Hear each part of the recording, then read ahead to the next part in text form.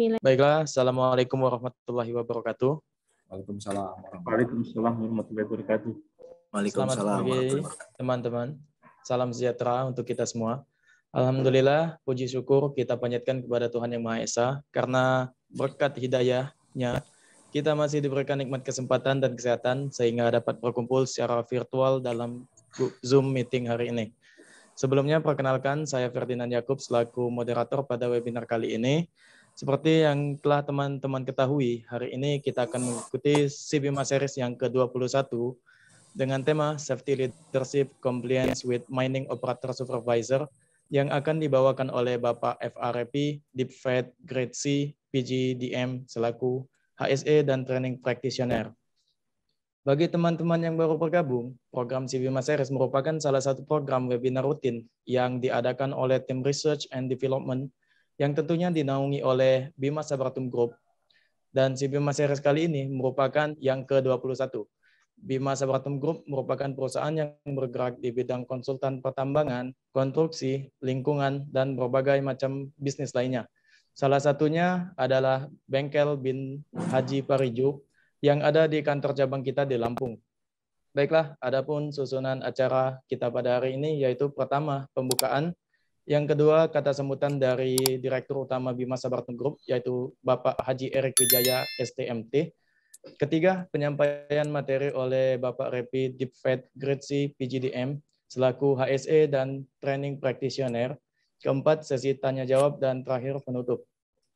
Baiklah, langsung saja kita buka webinar hari ini dengan melafazkan lafaz basmalah. Bismillahirrahmanirrahim. Untuk selanjutnya kepada Bapak Erik Wijaya STMT selaku Direktur Bima Sabaratum Group, kami persilakan untuk memberikan kata sambutan. Silakan Bapak Erik. Baik, bismillahirrahmanirrahim. Assalamualaikum warahmatullahi wabarakatuh. Waalaikumsalam. Salam sejahtera buat kita semua. Untuk Pak FRP, selamat Natal Pak, buat Pak Revi yang merayakan. Terima kasih. Ya, jadi alhamdulillahirrahmanirrahim. Marilah kita sama-sama tentunya panjatkan puji syukur kita kepada Allah Subhanahu wa taala, Tuhan yang Maha Kuasa, karena berkat nikmatnya alhamdulillah CBMA Series yang ke-21 sebagai CBMA Series di akhir 2021 ini bisa terselenggara dengan baik dan menghadirkan narasumber yang sangat-sangat kompeten di bidangnya, di bidang safety leadership, compliant with mining operational supervisor Bapak Revi, sehingga kami yakin CBMA Series di penghujung tahun 2021 ini akan memberikan warna tersendiri bagi CBMA Series sebelum-sebelumnya, karena kita tahu bahwa CBMA Series sebelumnya belum membahas atau belum menyentuh terkait dengan leadership, tentang safety, semuanya tentang teknikal. Nah, akhirnya kami di penghujung tahun ini menghadirkan sesuatu yang berbeda, dan ini akan menjadi konsistensi kami di tahun 2022 untuk lebih memberikan tema-tema dengan narasumber yang bervariasi, yang berkompetensi. Sebagai contoh adalah Pak Revi ini yang memang betul-betul beliau di bidangnya, melihat dari gelarnya Deep-Fed Grade PGDM-nya agak sulit, mohon maaf Pak Revi agak nyebutnya, kalau salah mohon maaf. Tidak apa-apa, nanti saya jelasin di perkenalan. Ya, dan kami bersyukur sampai datangnya CBMA Series 2021 ini, kami melihat rekan-rekan masih tetap konsisten mengikuti CBMA Series. Dari awal CBMA Series 2021 sebagai gambaran, CBMA Series tahun 2000, sebagai gambaran kita memulai CBMA Series ini sejak Agustus 2020. Jadi menjelang pandemi COVID kita sudah menggalakkan, sehingga sampai sekarang ini sudah berjalan lebih dari 1 tahun, dan kita akan tetap memberikan kemanfaatan berupa informasi sharing knowledge di 2022, sehingga keberadaan kami ini bisa memberikan salah satu alternatif tambahan informasi, pengetahuan, sharing session kepada insan-insan pertambangan ataupun praktisi-praktisi lah yang bisa atau dalam lingkup pertambangan. Tidak hanya teknik, ekonomikal kita akan coba, safety kita coba, leadership, semua yang berkaitan dengan tambang akan kita coba berikan dalam Sibima Series di 2022 dengan narasumber yang tentunya sangat kompeten. Kemudian selanjutnya kami berharap, atau semua juga berharap, semoga di tahun 2021 ini kita tutup dengan lebih baik lagi, dan kita optimis di tahun 2022 menjadi tahun yang lebih baik daripada tahun-tahun sebelumnya. Dan kami berharap kami juga tetap konsisten, punya komitmen untuk bisa memberikan kemanfaatan dengan program-program yang lebih bervariasi, bisa Sibima Series, Sibima Podcast, Sibima Goes to Campus nantinya, dan Sibima Training dan Development, dan Sibima lainnya yang nantinya akan direncanakan oleh tim R&D. Dan selanjutnya juga kami mohon maaf tentunya apabila dalam Sibima Series kali ini, siapa tahu nanti dalam prosesnya terdapat kendala dalam proses Sibima Series-nya, tapi kami senantiasa berusaha agar menjadi lebih baik untuk Sibima Series berikutnya. Kemudian terakhir, semoga Sibima Series 2021 ini bisa memberikan manfaat, bisa memberikan tambahan informasi kepada para peserta, dan kepada Pak F.A. Repi sekali lagi kami ucapkan terima kasih, dan ini mudah-mudahan semoga menjadi awal relationship lah untuk teman-teman yang tergabung dalam keluarga Sibima Series, Pak Repi terutama tentunya dengan Bima Sapartum Group lah. Mudah-mudahan next time, sometime bisa kopi darat di Balikpapan atau di tempat-tempat lain lah yang bisa kita jangkau lah. Mungkin itu saja, Pak Saudara Ferdinand Yakub, sambutan dari saya tutup. Assalamualaikum warahmatullahi wabarakatuh. Waalaikumsalam. Waalaikumsalam warahmatullahi wabarakatuh. Ya, terima kasih Pak Erik atas kata sambutannya. Nah, bagi teman-teman yang bergerak di bidang pertambangan, kami menyediakan wadah atau platform terbaru yaitu Sibisa yang dapat diakses melalui www.sibisa.com. Di sibisa.com, kamu dapat membeli atau menyewa alat pendukung proyekmu seperti alat survei dan alat keselamatan kerja. Jadi, bagi kamu anak teknik maupun geologi, pertambangan, sivil, dan sebagainya yang sedang menjalankan tugas akhir dan butuh alat-alat pendukung, bisa langsung ke sibisa.com. Sibisa.com juga menyediakan proyek untuk para freelance, pastinya freelance yang bergerak di bidang mining dan geologi ya. So, tunggu apa lagi? Kunjungi aja www.sibisa.com. Sibisa si serba ada. Baiklah, kita masuk ke agenda kita berikutnya, yaitu penyampaian materi. Kebetulan Bapak Repi Deep Grade C PGDM telah bersama kita sedari tadi. Selamat pagi, Pak Repi.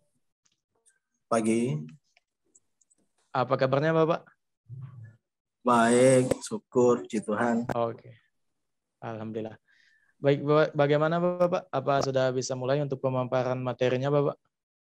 Oke, sepertinya sudah pada tidak sabar untuk menunggu ini mereka. Iya, kayaknya begitu, Pak.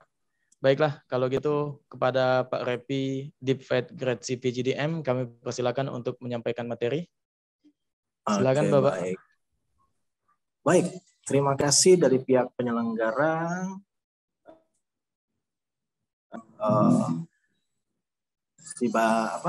Sibarkum ya, Pak Erik Wijaya, terima kasih kesempatan yang sudah diberikan kepada kami untuk menyampaikan. Sebenarnya ini bukan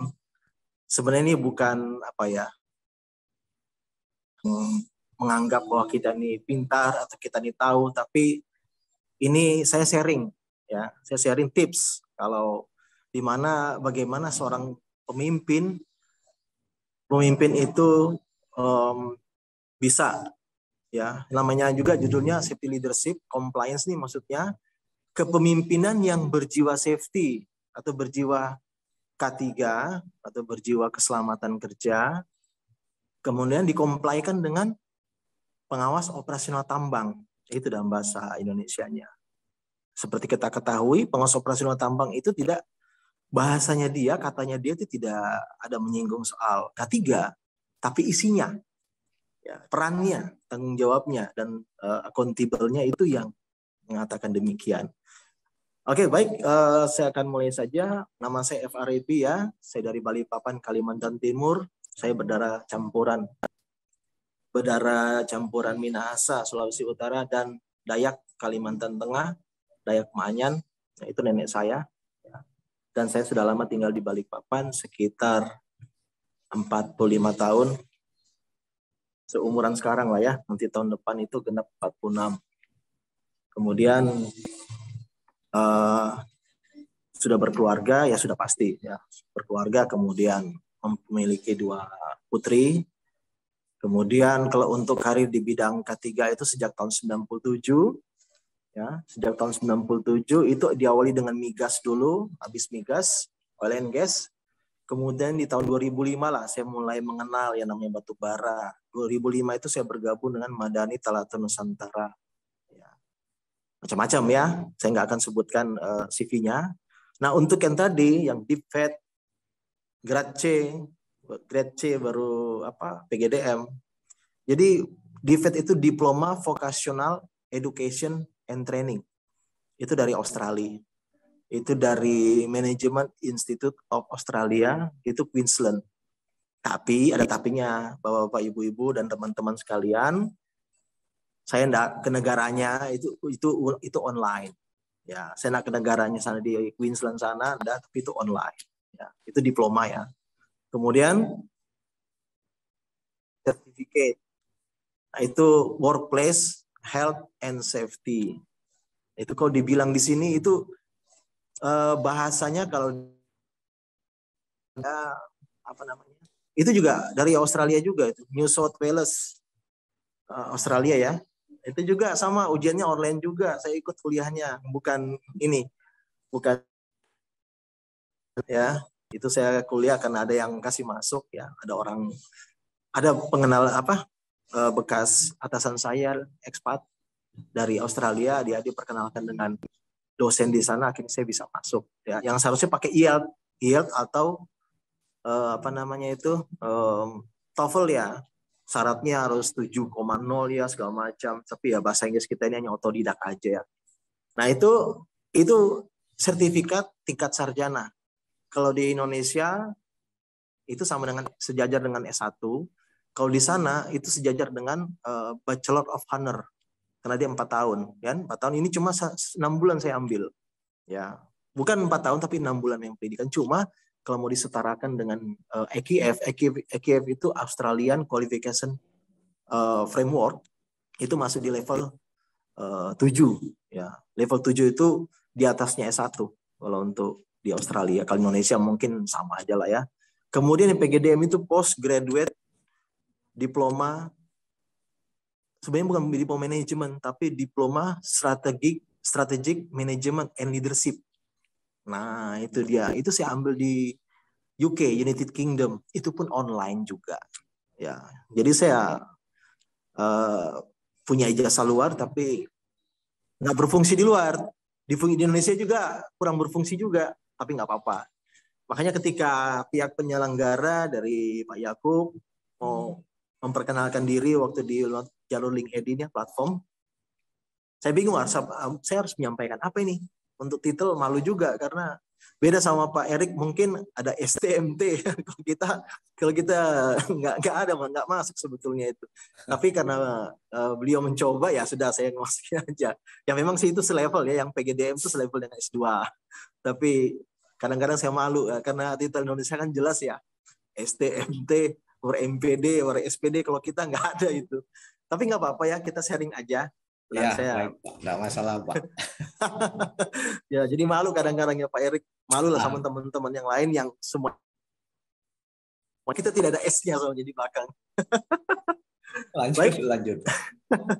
Baik, rekan-rekan sekalian, ya ini di penghujung tahun 2021 saya mencoba untuk sharing tentang, karena di materi 1 sampai dengan 20 saya tidak pernah melihat itu modul webinar yang yang menyangkut atau mengupas atau yang berbicara tentang leadership atau kepemimpinan. Nah ini yang dikomplaikan dengan pengawas operasional tambang, dan kebetulan pengurus di sini ya pimpinan dari penyelenggara ini dari Pak Erik Wijaya, kebetulan juga beliau mantan orang tambang dan mantan di mine plan yang paham betul soal batu bara itu kapan habisnya, batu bara itu kapan diekspornya dengan nilai berapa. Nah, beliau yang paham betul hitung-hitungannya nih. Karena masa depan perusahaan ini orang main plan yang tahu.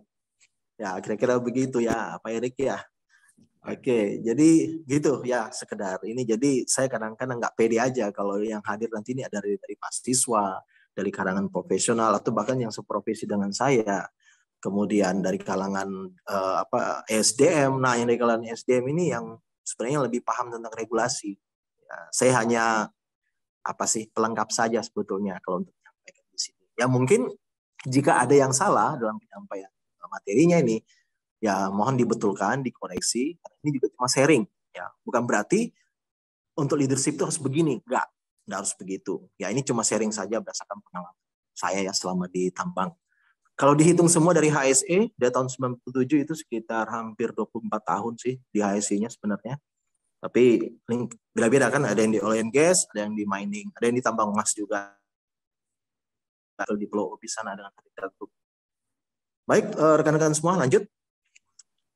Ya, kepemimpinan keselamatan kerja yang kompleks dengan pengawas operasional tambang. Nanti kita kupas leadership-nya dulu. Ya, kata dasarnya leadership-nya dulu. Lanjut.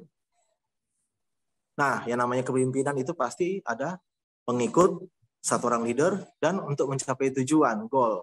Tidak mungkin pengikut sendiri, leader sendiri. Ya, ini kita kasih kata leader dulu ya, bukan manajer ya, tapi leader dulu ya, pemimpinnya. Oke, lanjut. Nah, sesi 1, nah, ini bicara tentang compliance, rule, ya, regulasi, dan petunjuk. Lanjut. Ya, ini referensinya dari situ ya teman-teman sekalian ya, referensi dari situ. Lanjut. Oke, nah ini referensinya ya. Saya tidak akan terperinci, ini hanya secara general saja, umum ya. Sudah tahu lah dasar hukumnya dari mana, Undang-Undang Dasar 45, peraturan pemerintah, Undang-Undang Nomor 170 ini tentang K3, Undang-Undang Ketenagakerjaan, ada Kepmen SDM, terutama ini 1827. Ini pun Pak Erik Wijaya sudah mengikuti mungkin perkembangannya. Yang terakhir itu ada sekitar 300-an item kah? Saya lupa, 300 lebih kah itu. Kepmen SDM itu 1827. Versi yang 2018 Pak ya, kira-kira. Yeah. Ada Permenaker. Ya, ini Permenaker ini menyangkut SMK 3 dan menyangkut apa lagi. Ini referensi dari situ ya. Lanjut. Kemudian tujuannya webinar ini dilaksanakan adalah lanjut membuat dan menerapkan kebijakan, tujuan, sasaran, dan tolak ukur. Nah, tolak ukur ini kita gabung dengan KPI, ya, Key Performance Indicator dari K3. Kalau KPI-nya K3 itu ada lagging, ada leading, lagging dan leading, ya. Itu Pak Erik tahu sudah itu yang kayak gituan, ya. Lanjut. Kemudian tanggung jawab. Ya, responsible, ini perannya, peran pengawas operasional tambang ya, dan tanggung gugat atau accountability-nya sebagai pengawas. Jadi memang di dalam Kepmen itu hanya menyinggung soal responsible saja, tapi sudah include, ya, itu sudah include adalah tanggung gugatnya atau accountable-nya. Nah, kunci yang mau dilihat di sini adalah accountable. Responsible-nya saja, tapi kita lihat accountable-nya seperti apa. Lanjut. Kemudian mendukung dan melaksanakan program-program keselamatan kerja secara menyeluruh kepada semua pekerja. Ini sudah jelas. Harus mendukung, karena ini tujuannya untuk menjadi seorang pengawas itu begitu. Lanjut. Nah, ruang lingkupnya adalah, lanjut. Nah, ini nih ya, semua pengawas operasional tambang. Kalau menurut tingkatan di ISDM, atau kalau zamannya kita dulu Kepmen 55K, 555K, 95, wah ini dia masih Pak Ginanjar Kartasasmita ini menterinya dulu. Ini zaman saya dulu ikut POM di tahun 2009 sih. Ya itu menurut tingkatan itu ada POP, pengawas operasional Pratama atau pertama, pengawas operasional Madya, dan pengawas operasional utama. Yang biasanya kalau untuk POP ini tingkatan jabatan sih. POP ini biasanya supervisor ke bawah, dari mulai foreman dan supervisor to leading hand. Kemudian POM ini biasanya dari superintendent atau kabak, ya, atau division head. Session head, ya. Baru PO ini yang sudah level manager ke atas, ya, atau GM, dan biasanya sudah ke arah KTT kalau dia PKP 2B, kalau dia besar. Ya, ini kalau orang pertambangannya ada di sini yang hadir sama-sama kita, silakan Bapak Ibu dibenarkan, ya, menambahkan saja nggak apa-apa. Itu hanya tips saja karena saya berdasarkan itu. Lanjut. Nah, sekarang leadership kita mulai dari mana? Lanjut. Nah, menetapkan dan menjalankan nilai-nilai perusahaan. Nah, perusahaan itu pasti punya nilai-nilainya, ada kebijakannya. Nah, itu yang perlu kita jalankan. Berikutnya, menetapkan dan menegakkan kebijakan perusahaan. Nah, sudah saya singgung tadi. Lanjut. Kalau nilai-nilai ini bicara value ya, rekan-rekan semua, ini bicara value, ya. Komitmen pribadi. Nah, ini dia. Ini kalau bicara leadership, ada komitmen pribadinya ini. Bagaimana kita mau meliderkan orang yang harusnya kita diri kita sendiri dulu. Nah, ini bicara tentang komitmen pribadi. Kemudian menjadi contoh untuk perilaku yang diinginkan. Artinya ini role model. Nah, karena kita seorang pemimpin, itu kita jadi role model, panutan. Dimanapun, apapun tindak tanduk kita, perkataan kita, itu selalu menunjukkan siapa diri kita, itulah kita seorang pemimpin yang bagaimana. Lanjut. Komunikasikan harapan untuk, ini dia tadi. Bagaimana untuk mencapai zero harm atau nol cedera. Ya. Ini kita bahasakan di cederanya dulu, bukan bicara nanti insidennya, eksidennya. Tapi bagaimana supaya tidak ada orang yang cedera dulu, itu lebih penting. Ya. Lanjut. Kemudian menciptakan budaya kerja yang aman. Ini sudah pasti safety culture, ya, di mana-mana perusahaan itu begitu. Kemudian mengadakan perbaikan secara berkesinambungan. Nah, ini yang seharusnya dilakukan, ya. Lanjut. Nah, siapa saja yang terlibat dalam keselamatan? Ya, ini kita ke safety-nya. Nah, manajemen, itu sudah pasti. Top manajemen ya. Tapi saya masukkan manajemen saja. Top manajemen sudah include ya. Itu membuat kebijakan, ya, sudah jelas, policy, mewujudkan komitmen. Nah, apa mewujudkan itu? Jadi jangan cuma sekedar kebijakan saja yang dibuat, tapi manajemen juga harus kasih contoh. Kemudian menyediakan pelatihan, nah itu sudah pasti, ada anggarannya, pelatihan. Jika memang tidak ada anggarannya, mungkin dianggarkan tahun depan atau bagaimana, terserah. Nanti biasanya minerba, ya. Kemudian mendukung para pengawas, nah ini sudah pasti, ya. Harus disupport karena instruksi itu dari atasan langsung, dari top manajemen ini yang membuat kebijakan. Jadi harus mendukung pengawas karena pengawas sebagai eksekutornya di lapangan, pelaksana. Lanjut. Kemudian, nah ini pengawas. Peran pengawas itu apa? Menjalankan kebijakan dan program-program K3. Pekerjanya sebagai pelaksana program K3 itu sendiri. Nah, itu ya. Nah, keselamatan kerja adalah tanggung jawab semua orang. Nah, ini kata kuncinya ini dulu, kita pahami dulu. Ya, keselamatan kerja adalah tanggung jawab semua orang, bukan tanggung jawab segelintir orang, tapi tanggung jawab semua orang dari manajemen, pengawas, dan pekerja. Oke, lanjut. Nah, kepemimpinan. Kata dasarnya dulu, kita lihat ya, apa itu kepemimpinan? Lanjut. Ya, definisinya adalah merupakan kemampuan untuk mempengaruhi, nah ini sebagai influencer, ya, bawahan atau kelompok, atau kemampuan mengarahkan tingkah laku bawahan atau kelompok, dan memiliki kemampuan atau keahlian khusus dalam bidang yang diinginkan oleh kelompoknya untuk mencapai tujuan organisasi atau kelompok, tujuan dari perusahaan seperti apa terkait dengan misi dan visi. Ya, ini definisi yang saya ambil juga dari Google, ada dari pimpinan saya juga ada, kita combine-kan. Nah, saya nggak tahu versinya rekan-rekan semua seperti apa, tapi yang jelas yang namanya kepemimpinan itu seperti ini kalau versi saya. Ya, lanjut. Nah, dua dan informal. Nah, sekarang kita yang sebutkan formal dulu. Nah, formal ini adalah orang yang melalui musyawarah organisasi lembaga tertentu dan ditunjuk sebagai pemimpin, ya, berdasarkan keputusan pengakuan resmi. Ini saya usah lanjutkan. Ini kepemimpinan dalam perusahaan itu pakai karena dia berbadan hukum, jadi ada surat penunjukannya, SK penunjukannya, SK direksi atau SK dari Pak Rapat Umum Pemegang saham, ya. Ini sudah bicara apa, top manajemen dan manajemen. Ini kalau bicara di perusahaan, ini kalau formal ya. Entah itu perusahaan atau organisasi manapun yang berbadan hukum dan dia menunjuk pemimpin, entah dia ketua organisasi atau dia direktur, seperti kayak Pak Erik ditunjuk berdasarkan apa. Nah, itu. Jadi Pak Erik tuh masuk di sini, masuk di formal. Kira-kira seperti itu ya. Lanjut. Kemudian yang berikutnya lagi adalah ciri-cirinya. Nah, ciri-ciri yang formal itu. Nah, ini berstatus sebagai pemimpin selama masa bakti. Ya, ada jabatan tertentunya kan? Nah, berdasarkan legalitas formal. Lanjut. Kemudian sebelum pengangkatan dia harus memenuhi beberapa syarat formal terlebih dahulu. Ya, terkait dengan kompetensi ini. Ya, terkait dengan kompetensi. Kemudian diberi dukungan oleh organisasi formal untuk menjalankan tugas kewajiban karena dia selalu memiliki atasan atau superior. Dia beri dukungan. Pasti Pak Erik tidak mungkin tidak didukung kalau nggak dipilih. Biasanya kalau dipilih itu pasti didukung sama beberapa, mungkin dari rekan-rekannya dia baik yang mendukung, itu udah pasti. Lanjut. Kemudian dia mendapatkan material tertentu serta emolumen atau keuntungan ekstra penghasilan sampingannya kayak bonus, ya. Bahas jasa apa lagi?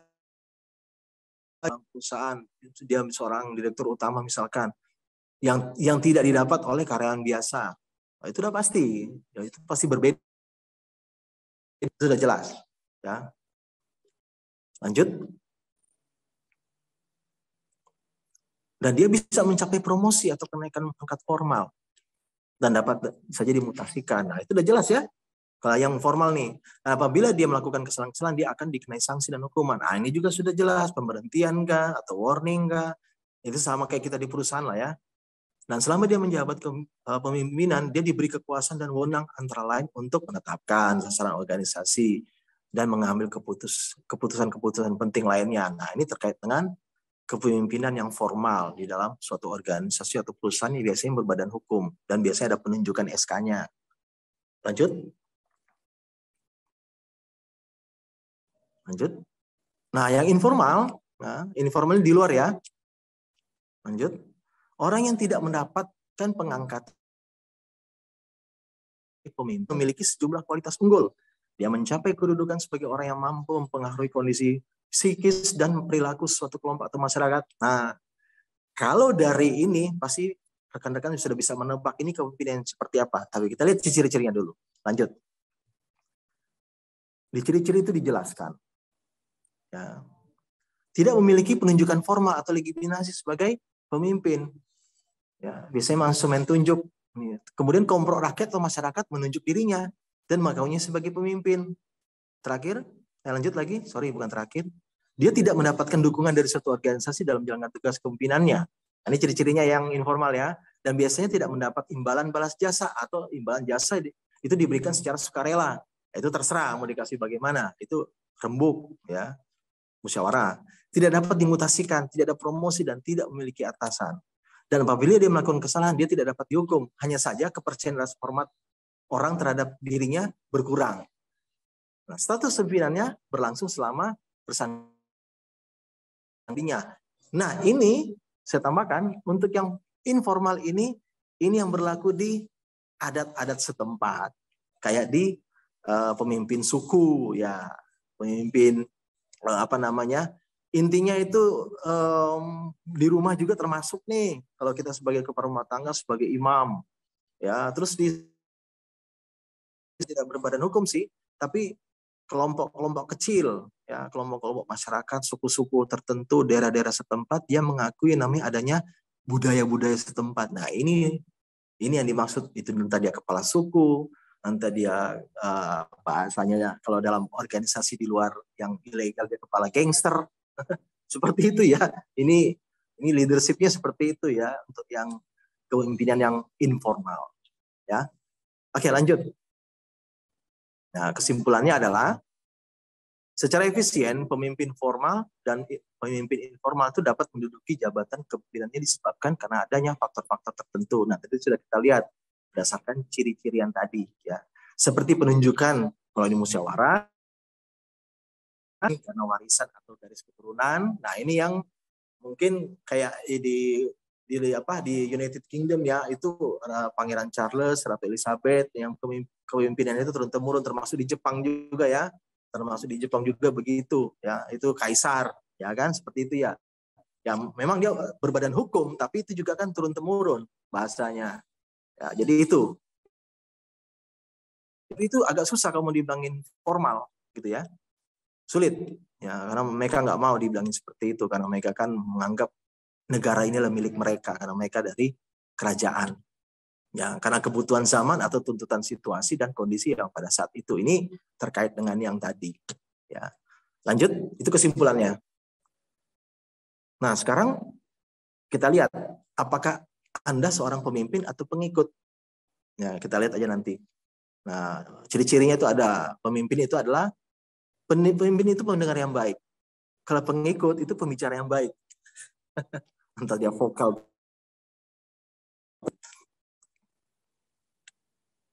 Nah, mudah mendapatkan jalan atau solusi. Kalau pengikut itu sulit mendapatkan jalan.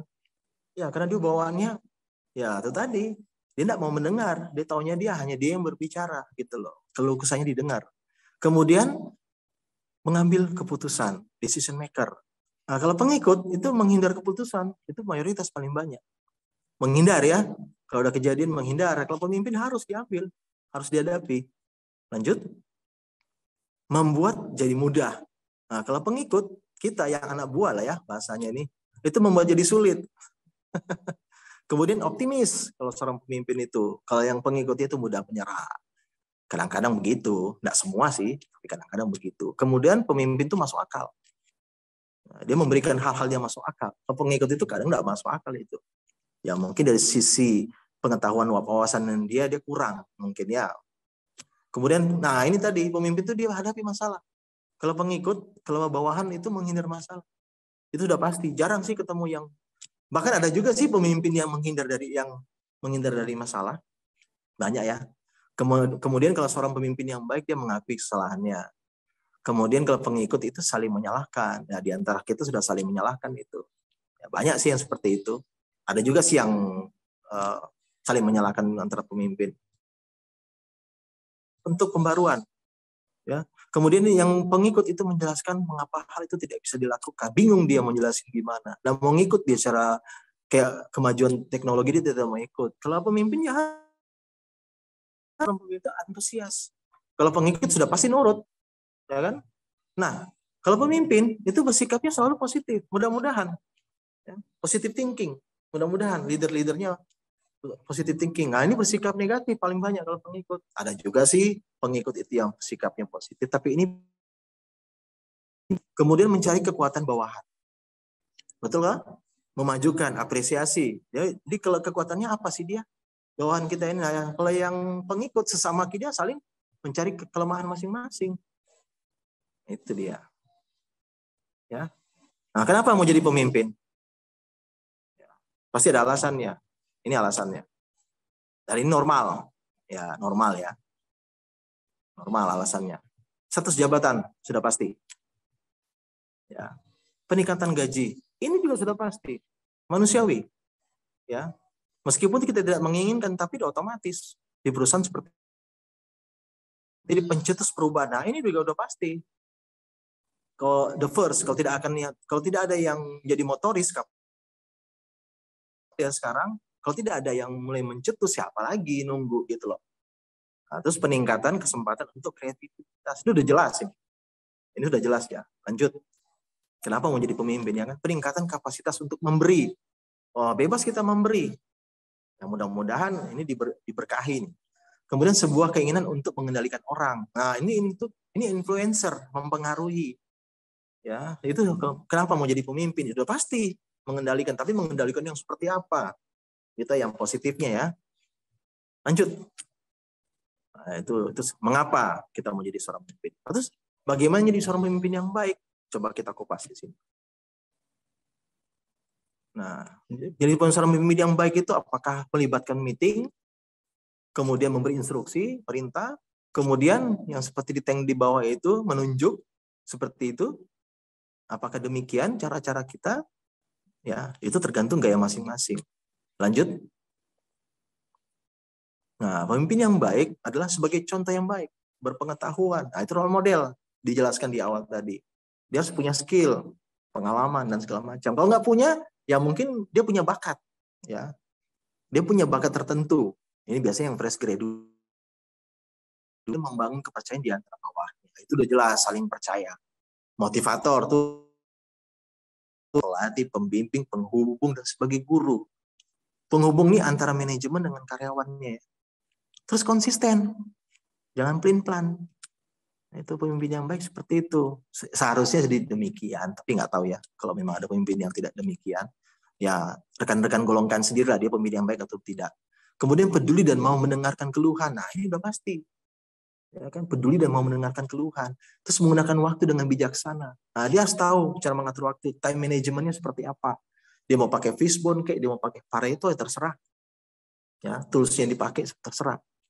Ya. Kemudian gigih demi tujuan. Nah, ini gigih ini tangguh gitu loh. Tangguh dia, tidak bisa diombang-ambingkan.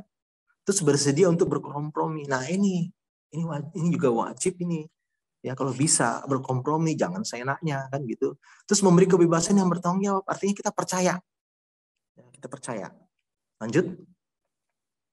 Itu kreatif dan proaktif. Loh, harus kreatif, menciptakan, berinovasi. Ya, proaktif itu jangan diam dan selalu. Nah, ini yang menjadi masalah di orang yang punya sifat introvert. Mau nggak mau dia harus ekstrovert. Di mana-mana orang yang punya ciri-ciri introvert, mau nggak mau dia harus ekstrovert ketika jadi seorang pemimpin. Ya, itu kreatif dan proaktif. Yang cuma diem. Ya, mau tidak mau dia harus ekstrovert. Ya, bukan terpaksa ya, memang begitu. Ya, karena seorang pemimpin. Kemudian memiliki komunikasi yang unggul dengan stafnya, manajer, serta departemen lainnya. Ini interpersonal skill. Nah, ini lebih ke arah soft skill-nya ini. Kemudian mengelola masalah itu diolah ya, jangan langsung main tuduh ya, dipertimbangkan baik-baik, dipikirkan, terus memecahkan konflik, memecahkan masalah yang muncul atau problem solver, bukan troublemaker. Ya kan? Kita problem solver, bukan juga kita langsung mengompor-kompori karyawan. Nah, itu repot lagi itu. Nah, ini seorang pemimpin yang baik seperti itu. Ya, tapi nobody's perfect ya. Jangan berpikir harus demikian, tapi ini tips aja. Lanjut. Nah, mau jadi pemimpin yang bagaimana, rekan-rekan semua? Sudah pasti ya. Lanjut. Mau yang seperti ini, ya. Ini nyuruh ini, kayak raja, kayak apa ya, terserah lah. Mau yang seperti apa, tapi kalau orang baik nggak mungkin seperti itu. Lanjut. Atau yang seperti ini sebagai nahkoda, tapi mengundang semua orang untuk ngambil jalan tengahnya seperti apa, rembuk, rapat, musyawarah, nah, ya kan, mengajari, ini mentoring, ya. Lanjut. Kemudian apakah hanya sekedar membaca buku saja seorang pemimpin dengan pengetahuan seperti tapi tidak pernah dipraktekkan? Nah, mau yang seperti ini atau seperti kayak dosen kah atau seperti guru? Tapi ini kalau lihat dari baca buku ini lebih ke arah banyak baca bukunya dibanding dia harus praktek gitu loh. Lanjut. Atau yang seperti ini tadi yang saya jelaskan sebagai guru, sebagai mentoring. Nah, ini juga demikian, sama ya. Mau yang seperti apa? Nah, sekarang kita menuju ke sini. Oke, jangan dilanjut dulu ya Pak, ya, yang Pak Ferdinand Yakub ya. Ini kita lihat nih ada Presiden Soekarno, kemudian ada Adolf Hitler, ada Mahatma Gandhi, sama ada Pele, ya, yang masing-masing adalah pemimpin. Hanya berbeda. Coba dilanjutin kata-katanya. Next. Nah, siapa mereka? Mengapa mereka jadi pemimpin? Ciri khas apa yang mereka miliki secara umum dan apa perbedaan mereka? Nah, ya, oke, ya, saya jelaskan. Kapan kita harus seperti Presiden Soekarno? Kapan kita harus jadi seperti Adolf Hitler? Dan kapan kita menjadi seorang Mahatma Gandhi, dan kapan kita menjadi seorang Pele, atau menjadi seorang yang lain. Ingat, ini hanya contoh. Bukan berarti kita harus mengikuti gaya mereka. Tapi jika ada yang memfavoritkan mereka, silakan. Soekarno terkenal dengan bahasa diplomatisnya. Betul ya? Nah, oke, mungkin itu yang diambil contoh baiknya. Nggak mungkin dong diambil contoh baiknya keluarganya sampai berapa dia punya pasangan. Ya kan nggak mungkin. Yang diambil kan itunya. Adolf Hitler. Ini terkenal dengan otoriter, kejam. Apa yang diambil dari dia? positifnya tegas.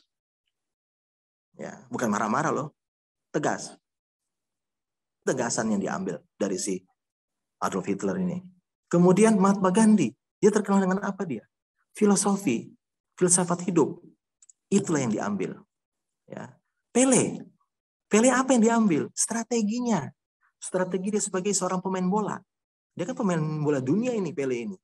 Lengket itu bola itu di kakinya. Nah, bagaimana caranya lengket orang itu sama dia? Nah, itu kan jadi masing-masing punya gaya. Nah, ini dari keempat tokoh ini silakan dipadukan, diambil positifnya. Itu yang dimaksud. Ya, karena mereka punya perbedaan, yang satunya kejam. Bukan kejamnya yang kita ambil, tapi ketegasannya dia. Gitu ya. Oke, lanjut. Kemudian peran pemimpin itu seperti apa? Lanjut. Nah, tentukan apakah tidak harus atau harus. Gitu loh. Harus jelas seorang pemimpin itu. Berikut, lanjut. Buat arahan, briefing. Ya, kasih tahu, ini loh tugas kamu A, B, C, D. Ini loh, A, tugas kamu ini, B, tugas kamu ini. Kan begitu ya? Lanjut. Nah, ciptakan itu dan wujudkan. Nah, yang cuma hasil kita berbicara, tapi kita juga tidak kasih contoh. Kita inovatifkan, kita wujudkan, kita implementasikan. Nah, ini. Nah, kadang-kadang kita ragu, bisa nggak? Nah, nanti kita kupas yang soal-soal begituan. Lanjut. Nah, komponen-komponennya. Ya, ini sudah tadi ya. Lanjut. Pemimpin itu tanpa pemimpin tidak ada kepemimpinan. Ya iyalah. Tanpa pemimpin tidak ada leadership. Nggak mungkin orang bertindak semaunya, nggak bisa. Ya. Ini kalau dalam hal kepemimpinan ya ada pengikutnya ya. Karena untuk mencapai tujuan tuh, satu tujuannya. Lanjut. Pengikut, demikian pula tanpa pengikut tidak ada kepemimpinan. Itu sudah jelas juga siapa yang memimpin kita. Ya, ada nih, saya mau sebutkan saja nih. Ini di luar dari komponen. Bahkan ada kata-kata begini, lebih baik sekelompok domba, mungkin sudah tahu ceritanya, lebih baik sekelompok domba itu dipimpin oleh satu ekor singa. Ya, daripada sebaliknya ya. Singa-singa beringas, tapi dipimpin oleh satu domba. Kita puter. Jadi itu tadi lebih baik. Ini bukan berarti domba beneran, singa beneran, enggak. Ini hanya istilah saja. Ya, jadi lebih baik sekelompok domba. Ini domba ini kita tahu nih binatang yang lemah-lemah ini. Dipimpin oleh satu singa. Nah, itu. Ya kalau tidak ada pemimpin yang tegas ya gimana? Singa ini kita tahu sendiri kan binatangnya seperti apa. Daripada sekelompok singa beringas-beringas tapi dipimpin oleh seekor domba. Bisa nggak kira-kira itu? Kalau dombanya bilang tidak, ya tidak juga kan. Jangan, kita kasihan. Ya kasihan juga kan singanya. Meskipun kita tahu mungkin singa ini secara saja. Secara harafiah saja ya. Seperti itu. Lanjut. Ya, nah, harus ada target, sasarannya apa? Anda bisa berpendapat bahwa Anda dapat memiliki kepemimpinan tanpa sasaran. Ya.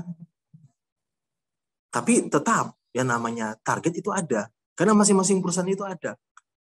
Jadi kita bisa saja berpendapat demikian, tapi tidak bisa seperti itu. Ini hanya kata-kata. Artinya kita tetap menjadi seorang pemimpin dengan tim kita, tapi ada tujuannya. Itu sudah jelas. Nah, tujuannya di sini kalau terkait dengan compliance ini adalah bagaimana mewujudkan siroham tadi atau nol cedera. Ya, lanjut. Nah, ini kita lihat gaya kepemimpinan yang seperti apa ini. Ya, ini hanya gambar saja. Ya, karena dia kan serbu dia bilang. Ya, kan begitu kalau di filmnya ini. Lanjut. Nah, pemimpin yang otoriter. Nah, ini juga dikenal dengan sebagai pemimpin otokrasi, yaitu memberikan ekspektasi yang jelas untuk lanjut apa yang harus dilakukan. Ini biasanya kebanyakan sih nah itu tadi siapa tadi itu? Si Adolf Hitler ya. Lanjut. ketika hal itu harus dilakukan. Nah, ini ketika memang harus dilakukan, ini dilakukan. Lanjut. Bagaimana hal caranya? Oh, dia nggak mau tahu, ya namanya otoriter, tahu sendiri kan. Yang tidak halal jadi halal itu menurut dia. Ini menurut versinya dia. Lanjut. Ada juga pembagian yang jelas antara pemimpin dan pengikut. Nah, ini instruksi. Ya, ini memang contohnya sih di ketentaran saya ambil. Ya. Tapi kadang-kadang kan begitu. Coba saya nggak tahu di negara Indonesia mungkin tidak ada yang seperti itu. Ya, pemimpinnya seperti apa? Saya nggak tahu di negara lain. Ya, kita kan nggak tahu ya. Ya namanya tiap negara kan beda-beda ya. Lanjut. Ini kalau ini ambil contoh sih di ketentaraan aja. Kenapa nggak ambil contoh di lain kan gitu. Apalagi otoriter lagi. Nah, kita lihat sih di tentara lain, saya nggak bilang menjerumuskan suatu negara, tapi ya kita lihat sendirilah ya. Tayangan-tayangan YouTube, tayangan-tayangan video yang viral, yang segala macam, sudah jelas ya terlihat seperti itu. Pemimpin-pemimpin yang bagaimana, yang terkait dengan narkoba itu negara mana, negara Meksiko kah, atau Brazil, ada yang pemimpin yang mengerikan. Nah, itu kan otoriter kan itu. Nah, lanjut. Nah, terus ada kepemimpinan partisipatif atau demokrasi. Nah, ini ciri-cirinya apa? Kita lihat. Di mana pemimpin dan semua individu itu terlibat dalam proses pengambilan keputusan. Nah, ini. Jadi ada berembuk nih. Ayo, kita apa? A, B, C, D, apa? Mayoritas 80% A. B dan C sedikit aja yang ngambil keputusan itu. Ya, diambil yang terbanyak. Jadi demokrasi. Ya kan? Menentukan apa yang perlu dilakukan dan bagaimana hal itu harus dilakukan. Ya, ini seperti itu. Ini yang partisipatif dan demokrasi ya. Lanjut. Kemudian pemimpin kelompok ini memiliki wewenang untuk membuat keputusan akhir pada kelompoknya. Nah, dia yang tentukan pada ujung-ujungnya. Dia tentukan mana yang terbanyak. Nah, ya kan, mana suara yang terbanyak itu yang ditentukan. Ini yang demokrasi atau yang partisipatif. Ya, ini ciri yang ini ya. Mungkin banyak lain mungkin gaya yang lain ya, gaya pemimpin yang lain. Kemudian anggota kelompok merasa terlibat dalam proses dan lebih termotivasi dan kreatif. Nah, artinya merasa dihargai, artinya terlibat, dilibatkan gitu dalam hal mengatasi masalah di tim kerja, begitu kira-kira ya, rekan-rekan. Lanjut. Nah, terus yang delegatif, ini seperti apa? Kita lihat. Ini pemimpin delegatif ini menawarkan sedikit atau tidak ada bimbingan kepada anggota kelompok. Ini sedikit saja.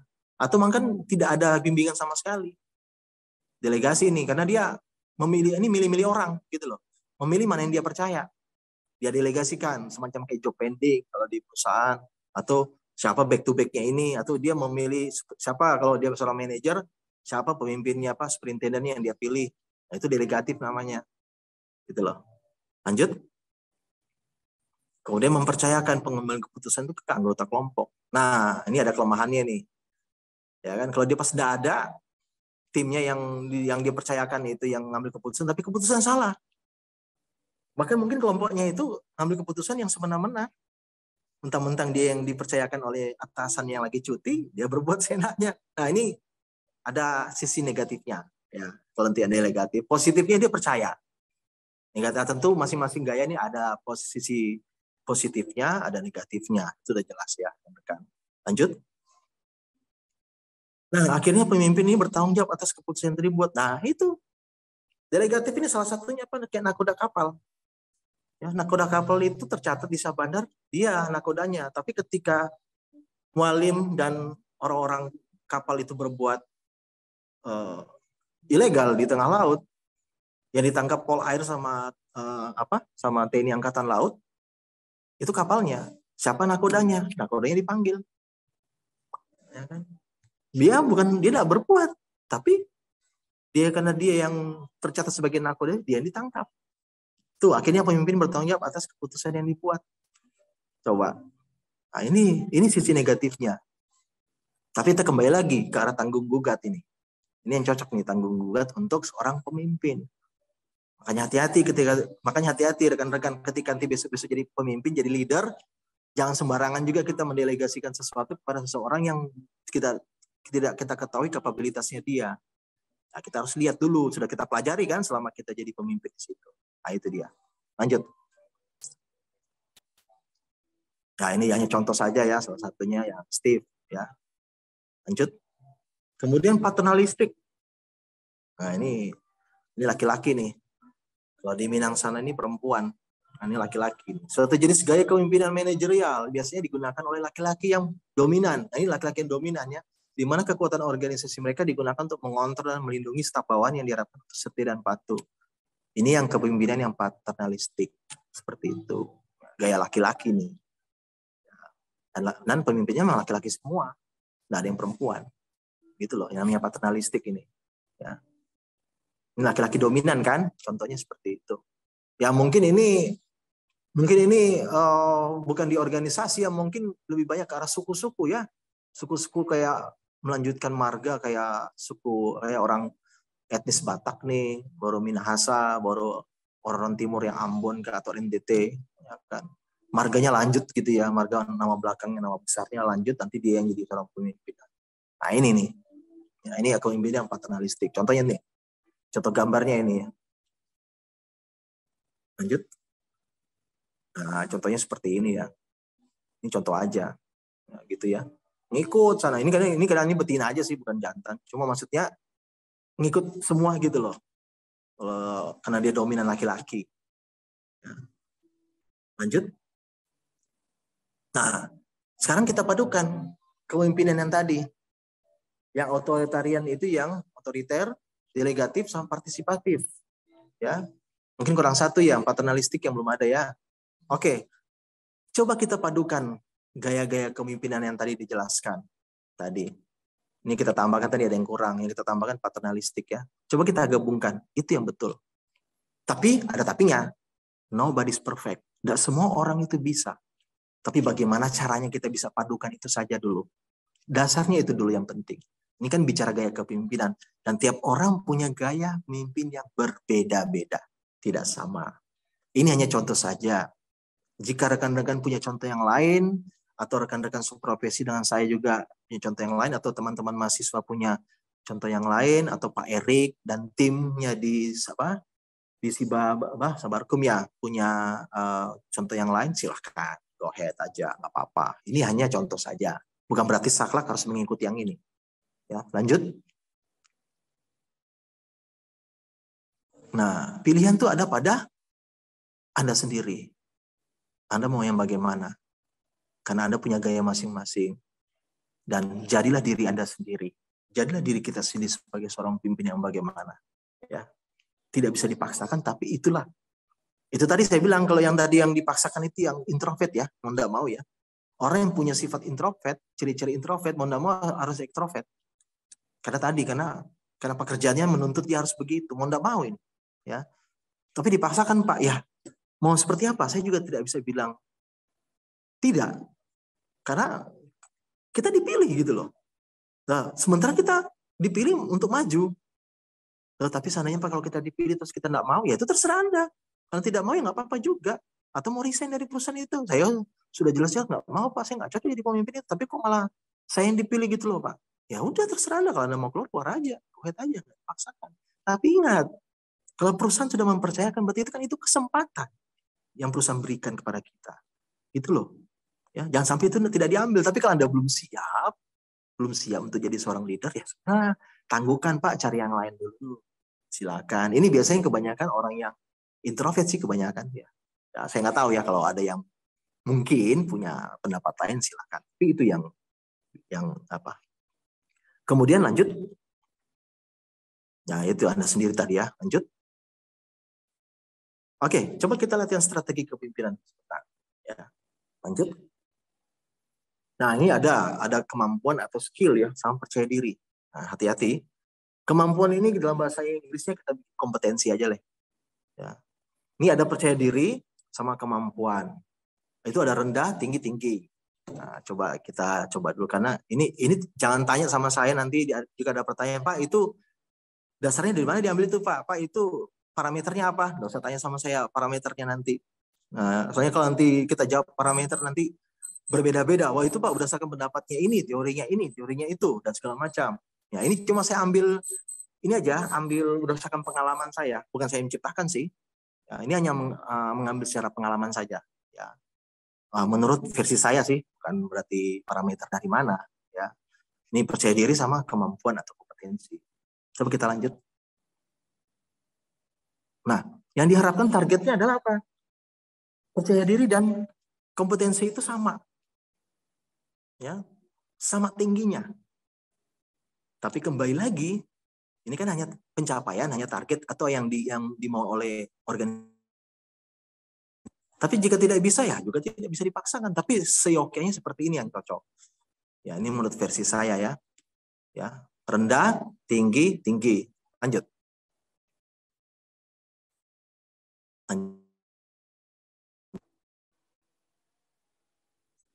Nah, coba kita lihat.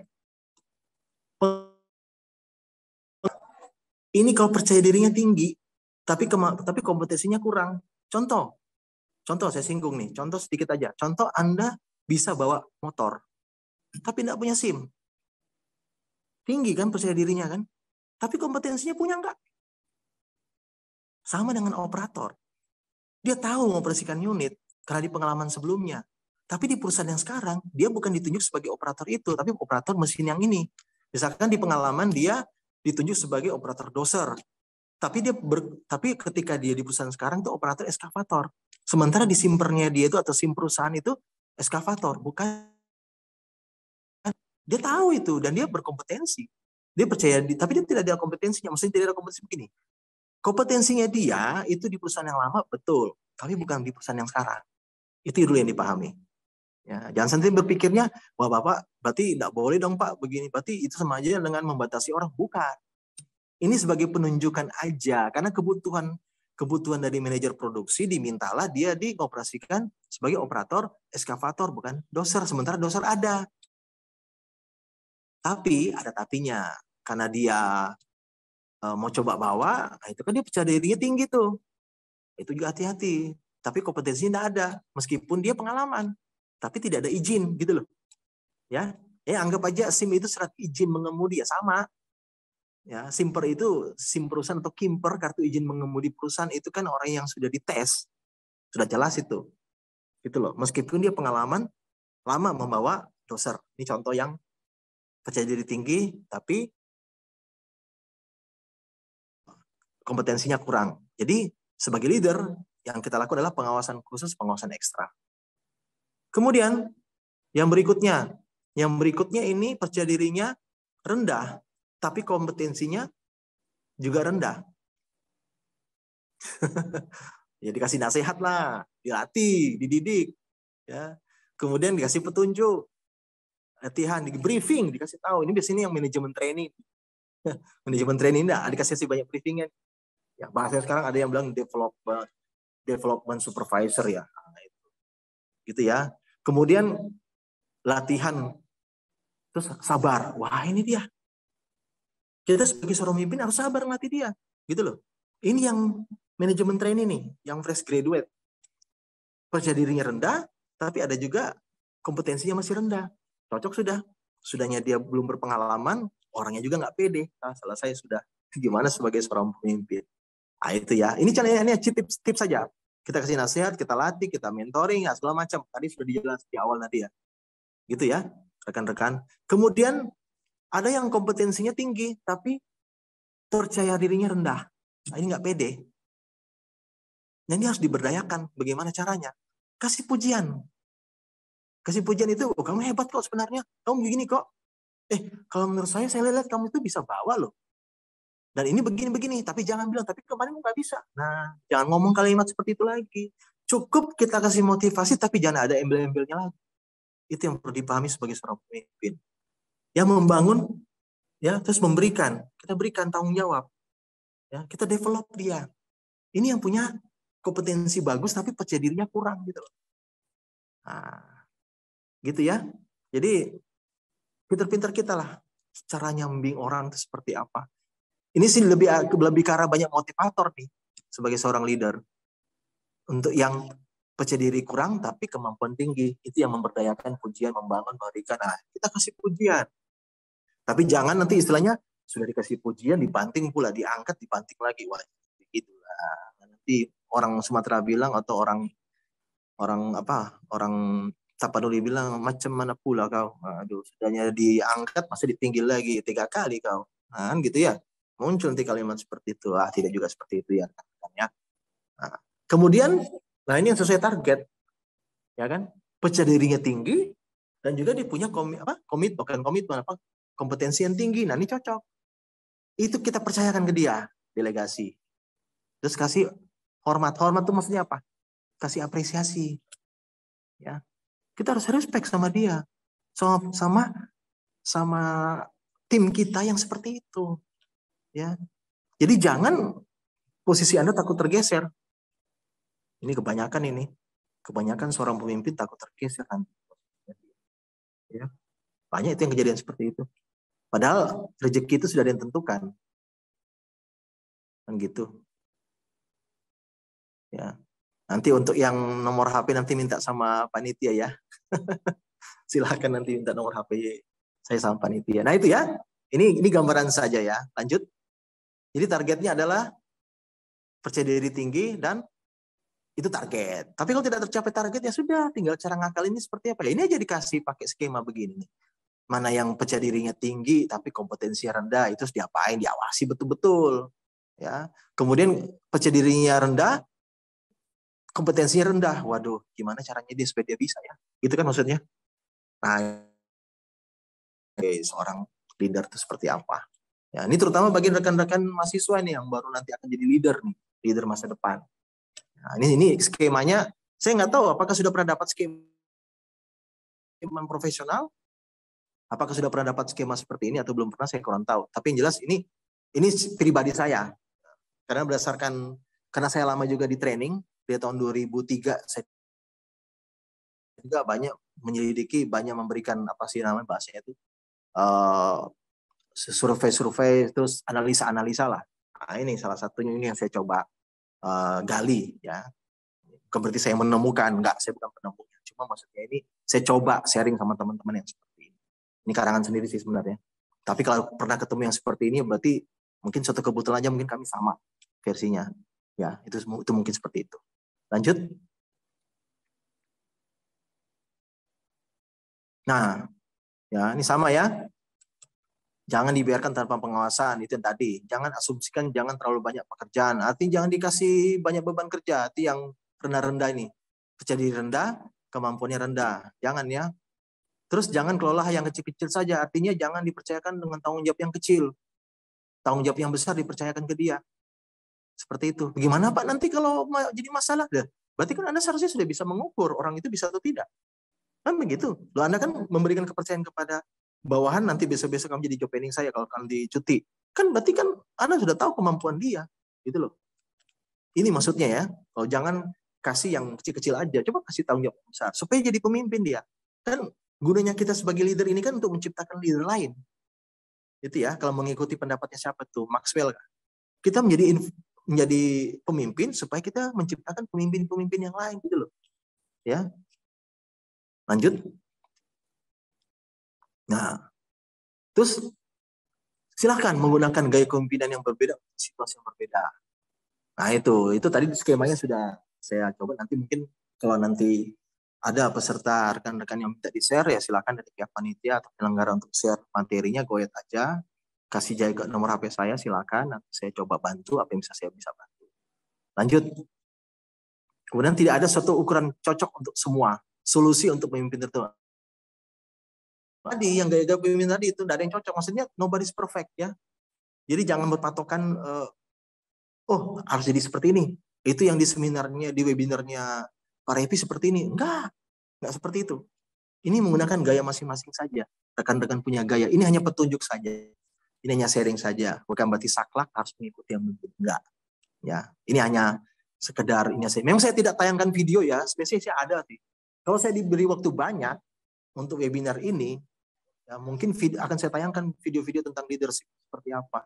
Tapi memang saya nggak tayangkan. Tapi banyak sih di tutorialnya di YouTube kalau Anda mau cari tentang leadership seperti apa, banyak. Itu aja dulu ya. Ini hanya sebagian kecil yang saya sampaikan. Mungkin ada lebih, ini hanya basicnya saja. Mungkin untuk lanjutannya silakan Anda cari di Google, di YouTube tuh banyak. Ya, ini hanya basicnya saja yang dari saya. Lanjut. Nah, kadang-kadang seorang pemimpin tuh harus menemukan cara yang berbeda untuk mencapai orang-orang. Nah, itu masing-masing punya gaya. Kembali lagi, cara yang berbeda. Terserah. Anda mau gaya yang seperti apa? Persuasif, kekeluargaan, atau mau yang gaya seperti apa? Terserah. Ya. Bagaimana supaya bisa mencapai mereka, itu yang penting. Kan gitu caranya. Kan gitu ya. Psikolog kita bukan pakar psikolog, tapi kita belajar psikologis. Apa sih orang-orang ini? Oh ini seperti ini. Oh ini gayanya seperti ini. Oh ini orangnya nggak suka digini. Ada kelihatan kan di situ sebagai seorang leader. Ya artinya kita mindset kita berbeda lah sama mereka. Meskipun mereka juga sama-sama satu. Tapi maaf, saya tidak bicara soal pendidikan ini. Kebanyakan bicara mindset, kita lihat mindset yang bagaimana. Dipahami dulu itu ya. Jadi jangan sampai nanti kita oh dia bawaan saya tapi dia S1. Saya juga S1 tapi saya pemimpinnya. Nah coba sama-sama Anda S1, tapi bagaimana Anda yang leadernya, ya Anda yang dominan di situ. Seharusnya begitu. Tapi kalau terbalik, ya saya tidak akan jamin kalau Anda nanti benar-benar jadi seorang pemimpin yang bagaimana. Nah, itu saya nggak yakin. Tapi coba kita gali dari situ ya. Lanjut. Nah, mengontrol emosi sangat penting. Nah, ini penting banget nih. Nah, kalau yang gampang darah tinggi agak susah juga ini leader yang seperti ini. Ketanya langsung darah tinggi, wah ini agak susah. Coba ya, ini yang introvert yang cocok ini, bukan yang extrovert. Mengontrol emosi sangat penting. Ya, ini yang introvert ini yang cocok ini. Kepemimpinan terutama ketika organisasi sedang menghadapi krisis. Nah, ini yang perlu ya. Jangan ikut terpancing juga. Ada seorang pemimpin, lihat dulu masalahnya di mana. Kenapa sampai terjadi demikian? Nah, itu dia. Lanjut. Ya.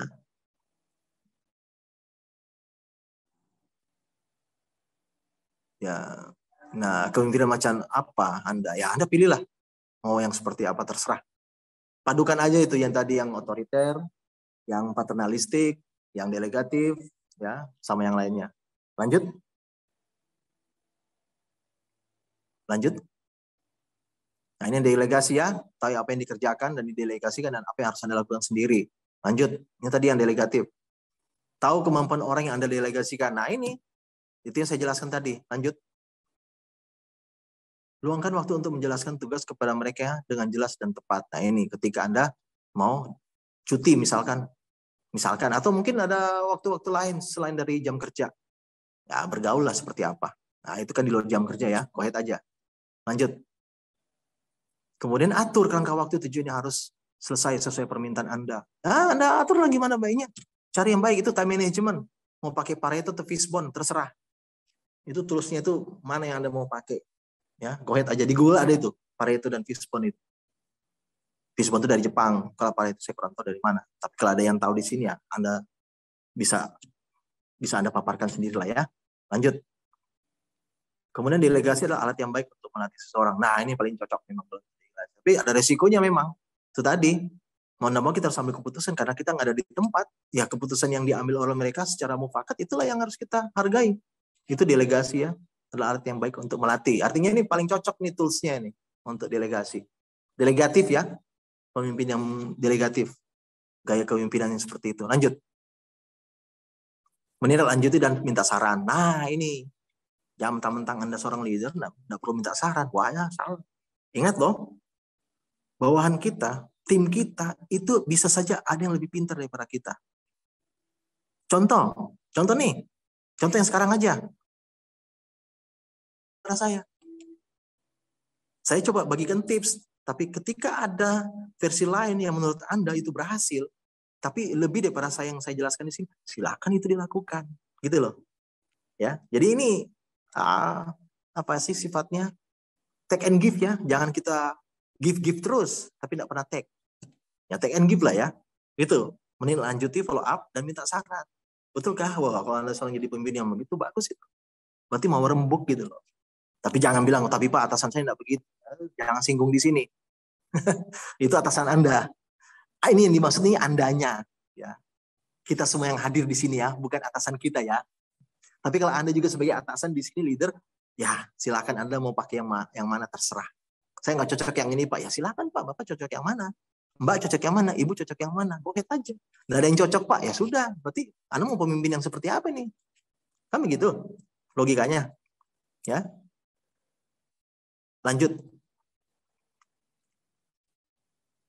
Setiap kelompok itu memberikan Anda nilai. Lanjut. Oke, harus memiliki jaringan, channel, link. Lanjut. Ya, kenali orang-orang yang dalam kelompok industri yang sama dengan kita. Ini sharing Nami. Nanti ujungnya sharing kok. Ujung-ujungnya. Ya. Lanjut. Gunakan pertemuan perusahaan sebagai kesempatan. Nah, ini nih. Ada yang meeting lintas departemen atau presentasi semua all divisi atau all departemen tiap hari apa. Nah, itu kasih itu salah satunya untuk jaringan atau punya pertemuan melalui aplikasi Zoom, pertemuan-pertemuan tingkat apa kayak MGI atau IAGI apa-apa itu yang organisasi apa itu atau punya kelompok tertentu untuk mind plan khusus seluruh Indonesia atau HSE Ikatan HSE seluruh Indonesia, silakan bangun jaringan seperti itu. Lebih bagus berarti kan banyak ilmu yang kita dapat. Sharing aja gitu loh. Lanjut. Belajar dari atasan Anda dalam perusahaan. Ini yang positif ya. Jangan yang negatif. Lanjut. Berikan dukungan kepada personil perusahaan lain bila memungkinkan. Dukungan itu dalam arti apa? Dinasnya lama tapi kok dia dinasnya ber2 tahun, saya sudah 5 tahun kok dia duluan diangkat. Jangan mengiri. Dia kok jadi manajer, aku kok superintendent terus ya. Ya, Anda lihat dulu diri Anda itu apa yang sudah Anda kasih. Tapi nggak bisa Pak, itu ABS Pak, asal Bapak senang atau gimana. Positive thinking saja. Orang yang berpositif thinking justru yang maju. Kalau Anda negatif thinking terus nggak akan maju itu. Biarin aja kalau owner atau direktur utama memilih dia sebagai manajer. Ya harusnya Anda mendukung dia dong. Meskipun dia tidak berkembang, dia punya kompeten, dia ada kelemahan. Dan setiap orang tuh punya kelemahan dan kelebihan masing-masing. Kita tidak bisa menjatuhkan dia. Biarin aja. Biar nanti ketika atasan tuh menyuruh dia begini, ternyata dia salah. Si atasan, biar nanti si atasan tuh menyesal, si manajer itu kenapa dia mengangkat ini jadi manajer atau direktur itu salah. Itu kan kita jangan melihat dari itunya dulu. Ya, kita jangan tegas saja, dosa kita iri. Ya, beri dukungan, support untuk orang. Kita kerja bagus-bagus, malah dia yang dipilih. Kenapa? Jangan ya rekan-rekan. Saran saya, jangan melihat dari situnya. Tapi lihat diri kita ini kita selama ini kita layak kah? Atau kita ngaca gitu loh. Kita layak kan sebenarnya untuk jadi manajer. Kita siapkah untuk itu? Dan jangan juga Anda berambisi. Ini repot. Banyak orang yang seperti itu gitu loh. Ya. Lanjut. Nah, lanjut. Ini kalau ada kelompok sih. Nah, waktu dan prioritas manajemen. Nah, ini sama dengan time management tadi. Lanjut. Jadi sudah saya agak jelaskan itu sedikit. Lanjut. Nah, pilih metode komunikasi yang terbaik dan paling hemat waktu. Terserah mau pilih yang bagaimana. Komunikasinya seperti apa. Ya. Lanjut. Apakah melalui briefing, nggak melalui meeting, internal, terserah. Anda yang tentukan, karena Anda sebagai leader. Jangan mencoba untuk terlibat dalam segala hal. Percaya pekerjaan kepada orang yang telah didelegasi. Nah, jangan Anda monopoli semua. Operator lagi gali di situ, Anda cek terus. Masa seperti itu? Anda superintendent, tapi itu foreman. Ada foreman yang kok di situ, ya udah biarin aja dia yang awasi. Terus di situ foreman yang salah, ngapain lagi Anda ke sana? Biarin aja dia. Yang penting di briefing awal kan sudah dikasih kepercayaan, dikasih briefing loh. Nanti tugasnya gini. Foreman A nanti begini, foreman B nanti begini ya, Pak, Ibu, nanti begini, Mbak ya begini. Sudah selesai. Tinggal kita kontrol aja sifatnya. Jangan kita di situ terus kayak malah kita jadi foreman ya di situ. Itu sistem percaya namanya. Gitu loh. Kok ya Anda juga sebagai bawahan punya, Anda superintendent, Anda punya manajer juga. Bagaimana kalau manajer Anda sama memperlakukan Anda seperti itu? Ya kita juga akan risih kan? Gitu kan ceritanya. Ya udah, percayakan saja. Tapi Pak, manajer saya tidak seperti yang Bapak bilang. Ya udah, kita jangan jadi seperti itu. Gitu loh maksudnya. Ya. Itu yang hal-hal yang seharusnya perlu kita sikapi. Lanjut. Prioritaskan beban kerja Anda berdasarkan skala prioritas. Nah, ini time management ini udah jelas ini. Mana yang penting, genting. Mana yang penting tapi tidak genting. Mana yang genting tapi tidak penting. Udah tahu lah ya. Mau perlu dijelaskan lagi. Belajarlah, itu banyak kok. Situ ya, di Google tuh banyak. Cari aja. Jangan bereaksi berlebihan dan menyelesaikan semua masalah kecil layaknya krisis. Bereaksi berlebihan itu lebay lah. Apa kita seperti ya, apa adanya aja. Ya, apa adanya aja yang perlu diselesaikan yang mana. Dan pastikan keseimbangan kerja. Ya Anda harus tahu lah, kalau sudah overload, ya janganlah, tolong dibantu. Jangan juga kasih mentang-mentang, oh tapi dia exciting Pak, dia biasa Pak jalankan kerjaan yang susah-susah. Enggak juga begitu kali. Ada suatu saat dia akan menemukan titik jenuh. Ya, di depan Anda dia mengatakan, ya Pak siap, ya Pak siap. Tapi dalam hatinya dia, sialan ini, atasan ini, mentang-mentang aku bisa, tapi aku yang disuruh terus. Hati-hati loh yang punya pimpinan, punya bawahan seperti itu. Jangan kasih instruksi, waduh, karena dia yang bagus, dominan, dia yang jangan juga ya, kita bantu. Artinya jangan selalu dia yang bergerak, kita coba kasih contoh. Ya. Kita menyuruh, kita kasih contoh. Jangan kita asal suruh. Main stop, tapi tidak kasih solusi. Kita ajarin, ini loh caranya begini. Bila Bapak, tolong Pak, betulkah yang Bapak betulkan? Pak, yang Bapak lakukan ini apa? Kira-kira menurut Bapak sesuai SOP enggak? Nah, jika ada pertanyaan seperti itu seorang leader, berarti ada apa-apanya. Berarti bawahannya lagi kerja yang nggak beres. Misalkan begitu. Ya. Oke, lanjut. Nah, ini motivasi dan inspirasi. Nah, ini dia. Selalu positif dan proaktif dalam pekerjaan. Nah, itu yang saya bilang tadi di awal tadi, ya kan? Yang negatif tinggi sama orang. Aku 5 tahun superintendent, dia cuma 2 tahun superintendent. Dia jadi manajer sekarang, bukan aku. No. Jangan membandingkan Anda dengan dia. Anda lihat dulu apa yang sudah Anda berikan. Kalau mau lihat John F. Kennedy ya, yang bertanya sama negara, coba dipraktikkan itu dulu. Tapi Pak, di perusahaan ini Pak, kita nggak bakal naik. Ya udah. Kalau Anda merasa nggak betah di situ, keluar. Simpelnya gitu kok. Kenapa kita repot? Stres nanti. Udah keluar. Kalau sudah ada peluang ya. Tapi kalau belum ada peluang, tapi Pak, nyiksa kita Pak ya. Coba bertahan. Nih kondisi COVID begini agak susah loh cari kerja sekarang. Ya itu kadang-kadang dimanfaatkan sama owner itu untuk nyiksa kita atau gimana. Tapi nggak juga lah begitu ya. Sekali lagi positive thinking. Nah, lanjut. Promosikan dan apresiasi tinggi. Nah nih, promosikan yang punya prestasi. Jangan, maaf ya, saya jujur nih, terus terang aja. Saya belum pernah ketemu pemimpin bilang terima kasih di depan anak buahnya, tapi hanya ketika dia berprestasi dia diam-diam aja. Tapi ketika dia salah sedikit, diomelin setinggi langit. Saya belum pernah ketemu pemimpin yang, maaf ya, yang saya lihat sekarang ini paling banyak pemimpin tuh orang ekspat. Maaf saja, saya orang Indonesia seperti itu, saya juga seperti itu. Ya. Tapi coba deh, lihat ekspat itu, orang bule itu.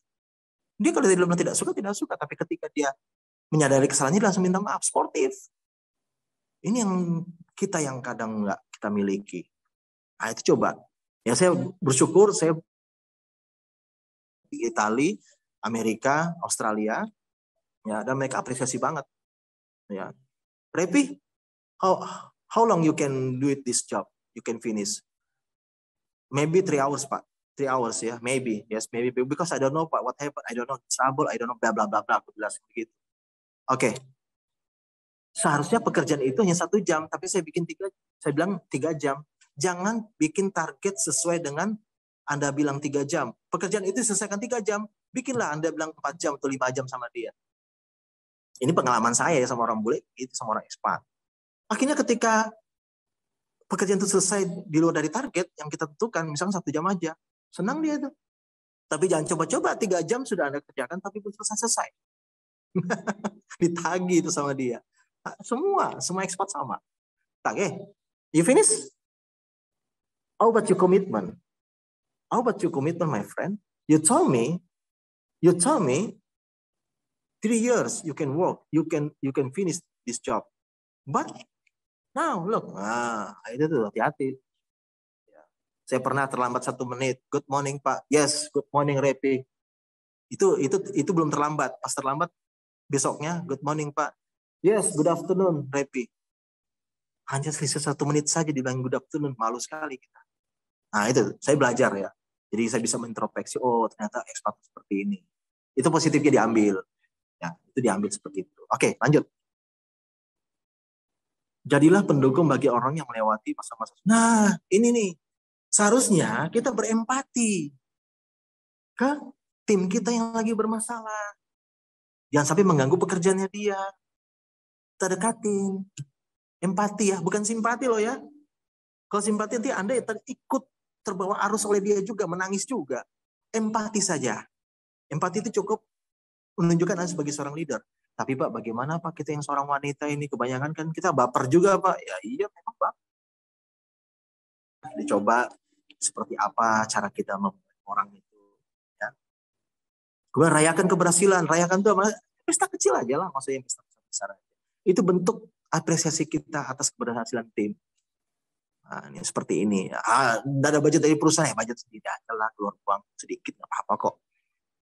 Tapi terus-terusan Pak mereka minta, ya enggak dong. Dikasih tahu di awal. Ini kebetulan ini, ya teman-teman kita coba ya rayakan. Ada pesta kecil lah, syukuran atau gimana. Itu aja. Jangan bilang, ini biaya dari saya sendiri loh. Sama aja berarti Anda ikhlas. Ini biaya saya sendiri, bukan perusahaan loh. Jangan. Mau perusahaan punya biaya atau biaya pribadi, diamin aja. Kecuali ditanya sama mereka, Pak ini uang dari mana Pak? Bu ini uang dari mana Bu? Itu beda cerita. Selama mereka tidak bertanya, nggak usah kita sampaikan hal-hal begitu. Cukup kita yang penting sudah bisa menghargai mereka gitu. Mengapresiasi dan keberhasilan. Lanjut. Lanjut.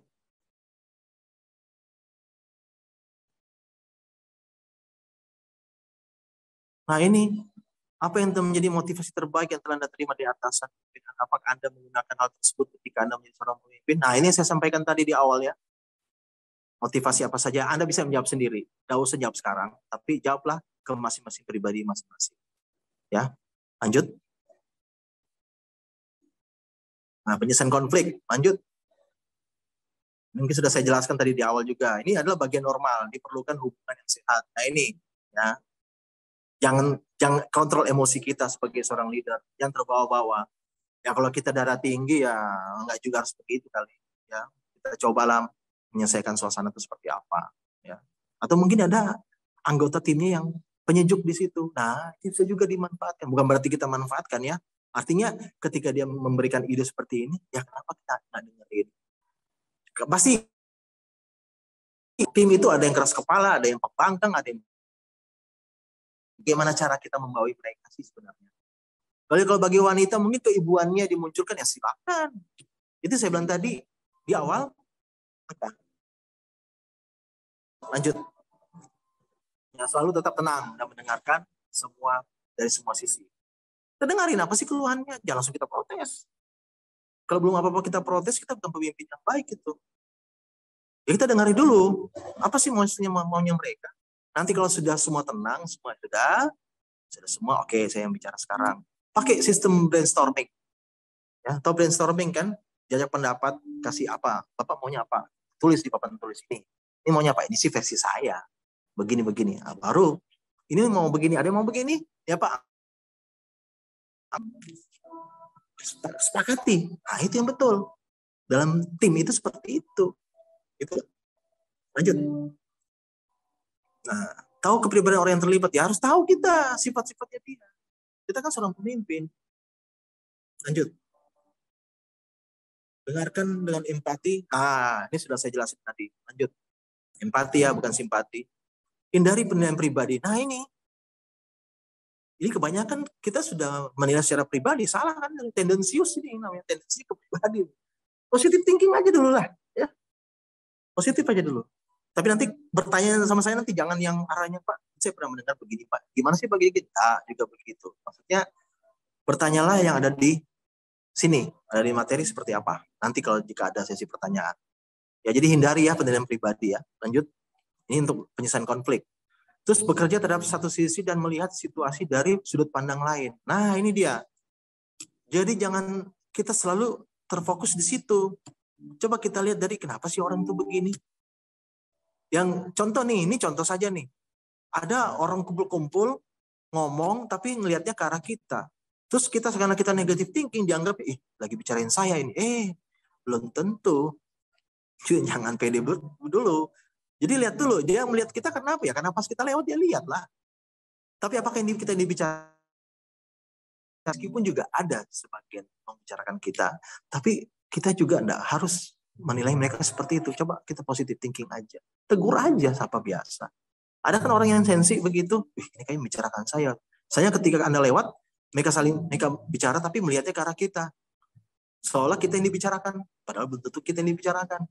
Jadi bekerja terhadap sudut pandang yang lain. jangan yang seperti itu, ya. Itu kalau menjadi seorang leader. Lanjut. Ini dalam kerangka penyelesaian konflik ya. Nah, silakan aja diskusikan pengalaman Anda sendiri nanti seperti apa. Nanti kalau setelah selesai webinar ini, saya tanya, silakan Anda diskusi dengan sama teman-teman itu seperti apa pengalamannya. Tak apa-apa. Namanya juga sharing kan. Lanjut. Lanjut. Nah, ini dia.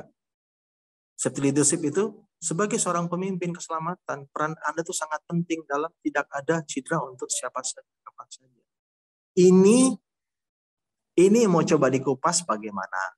Ini sudah mau ke arah compliance dengan pengawas operasional tambang. Lanjut. Nah, apa itu pemimpin keselamatan yang menurut visinya itu? Lanjut. Nah, ini luangkan waktu untuk memahami isi SOP dan jadilah pemiliknya. Revisi SOP tersebut jika diperlukan. Nah, ini dia. Ya, lanjut. Dukung staf HSE kita karena dukungan dan komitmen Anda akan mempermudah Anda dan mereka dalam menjalankan tugas. Artinya kita saling bersinergi. Ya, saling bersinergi. Jangan orang HSE dijadikan halangan. Banyak yang begitu tuh. Tapi tidak juga begitu kali, ya kan? Ya, sekali lagi positive thinking. Apapun situasinya positive thinking ya. Tapi memang ada sih hal-hal tertentu ketika titik jenuh, kita merasa, wah, sudah waktunya kita harus angkat bicara. Ya, selalu kita positive thinking. Ya, kan kadang-kadang ketegasan itu diperlukan. Kan begitu ya. Lanjut. Terus buat contoh, pimpin dalam pembuatan sistem secara efisien, terlibat dalam peninjauan dokumen, hadiran pemeriksaan. Nah, ini sebagai seorang leader dalam keselamatan kerja seperti apa. Nah, lanjut. Kesimpulannya, ya, kepemimpinan yang sukses itu apa? Berbagi visi, udah jelas. Lanjut. Ya, berbagi informasi, berikut. Berbagi keberhasilan, lanjut. Jangan pamer-pamer maksudnya, hanya berbagi sharing aja. Norma pribadi yang positif. Nah, ini mereka yang dapat diukur, target negosiasi, ya. Standar dapat diukur ini parameter, ya. Lanjut.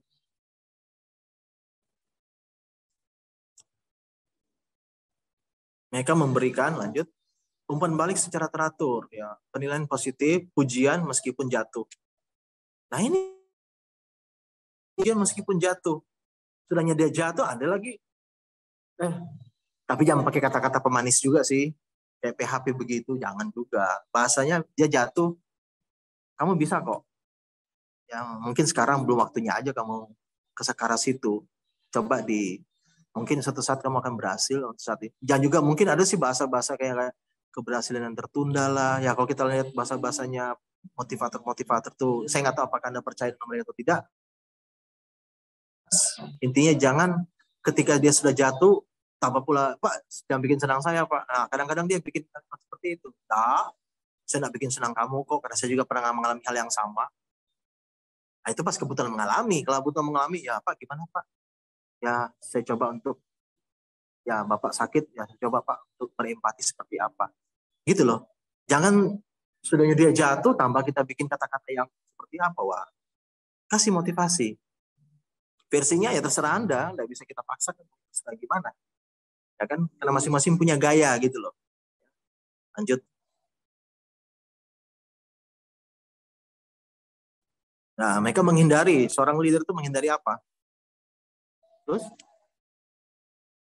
saling menyalahkan, ya. Kritik publik, konflik perpecahan. Nah, itu yang dihindari. Di mana-mana yang harus begitu. Kalau udah terjadi, ya gimana caranya? Supaya tidak terjadi konflik yang sama untuk berikutnya. Kan begitu ya? Jika sudah ada kejadian. Tapi saya yakin teman-teman dewasa kok dalam hal menyikapi hal demikian. Lanjut. Terus mereka mengembangkan apa yang di-develop. Tim yang efektif. Nah, itu pasti. Lanjut. Terus kepercayaan dan loyalitas. Setia kawan. Nah, ini. Terlihat seorang pemimpin yang bagaimana nih. Pada saat ada kejadian yang seperti apa. Ya, kita sih tidak kerja gotong royong, tidak kerja secara apa, tapi paling tidak empati kita tunjukkan lah ya. Karena ini kan menyangkut sosial ya. Kita kan makhluk sosial juga kan. Lanjut.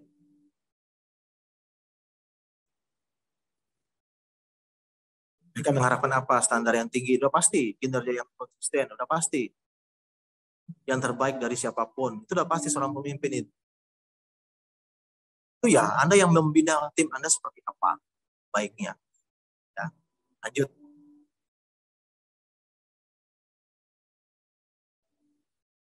Pemimpin yang harus mudah diikuti, ya, itu kesimpulannya. Udah pasti. Lanjut. Pemimpin harus memelihara para pengikut yang kemudian akan disusul oleh pengikut yang lain. Nah, ini mempengaruhi orang lain bagaimana. Tapi jangan ikut-ikutan. Sana serbu. Serbu juga, padahal masalahnya kita nggak tahu. Nah, juga begitu. Ya, harus tahu masalahnya di mana sih. Oh, jangan. Ada urusan sama kita. Gitu loh. Lanjut.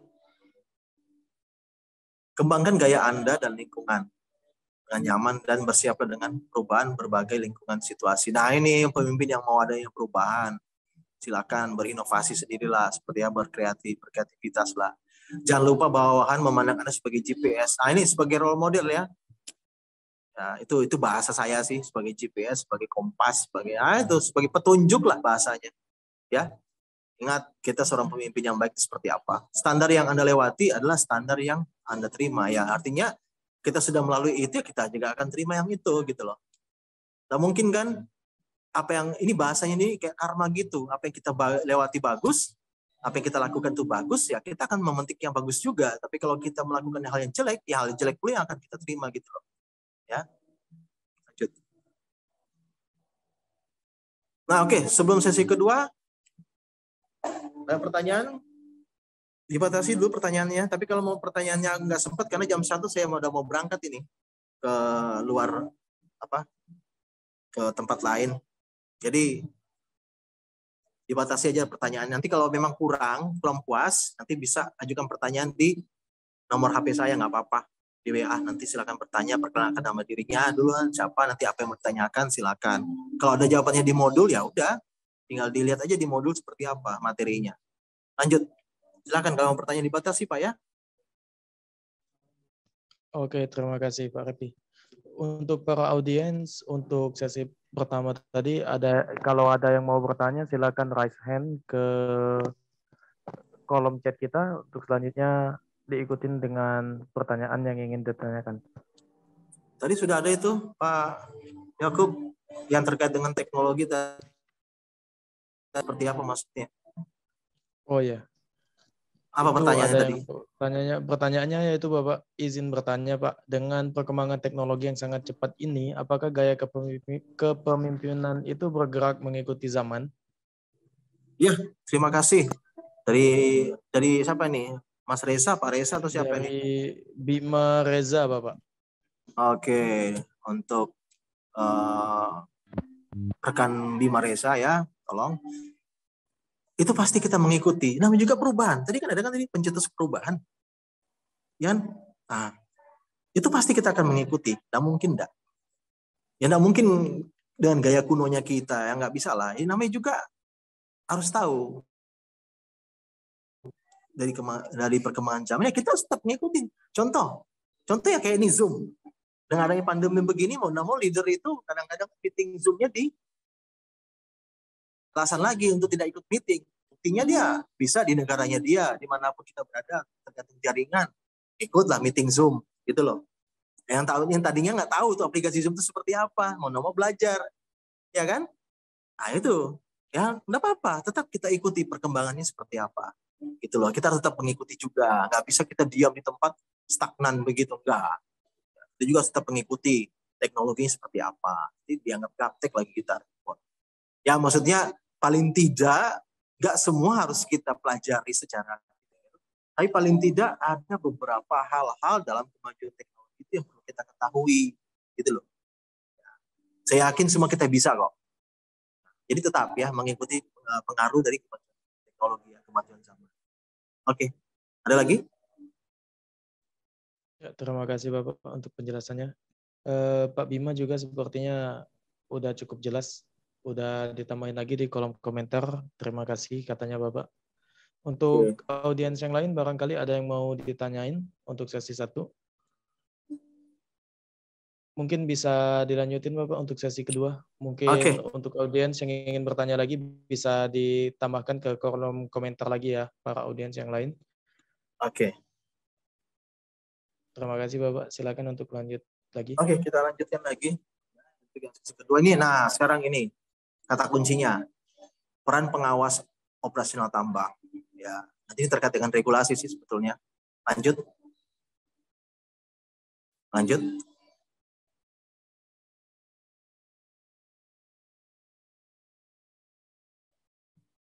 Nah, itu membuat dan menerapkan aturan keselamatan kerja. Ini ikut terlibat.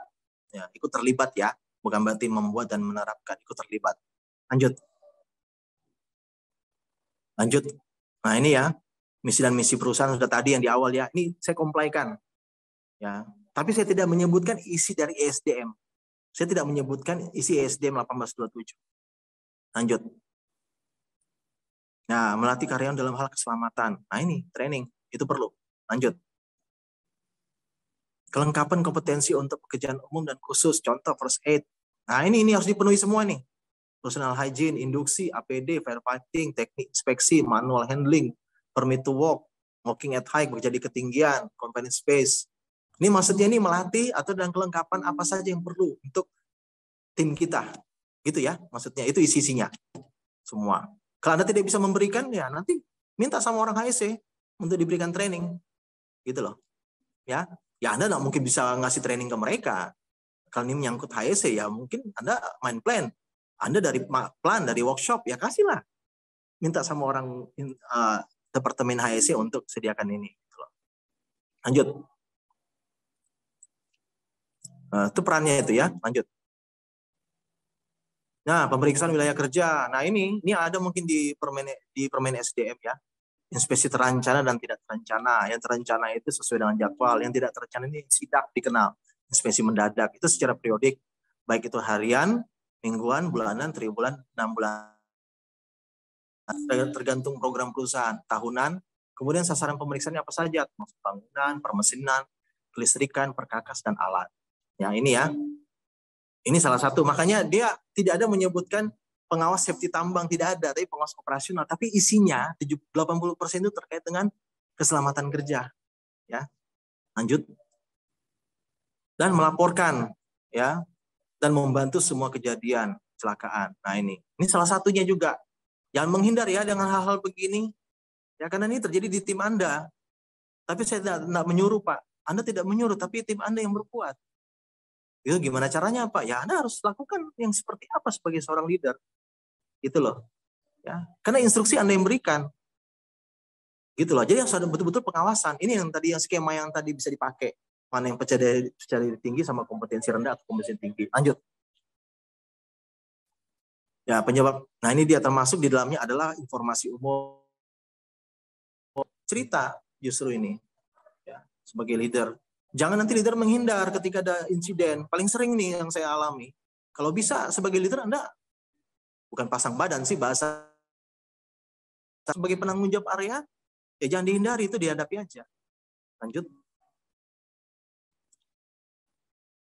Perhatian terhadap keselamatan. Nah ini safety awareness. Ya. Ini. Kemudian membuat dan mengembangkan ide ini JSA. Ya, risk assessment atau IBPR ya. Identifikasi bahaya dan penilaian risiko. IBPR sih bahasanya kalau disingkat. Lanjut.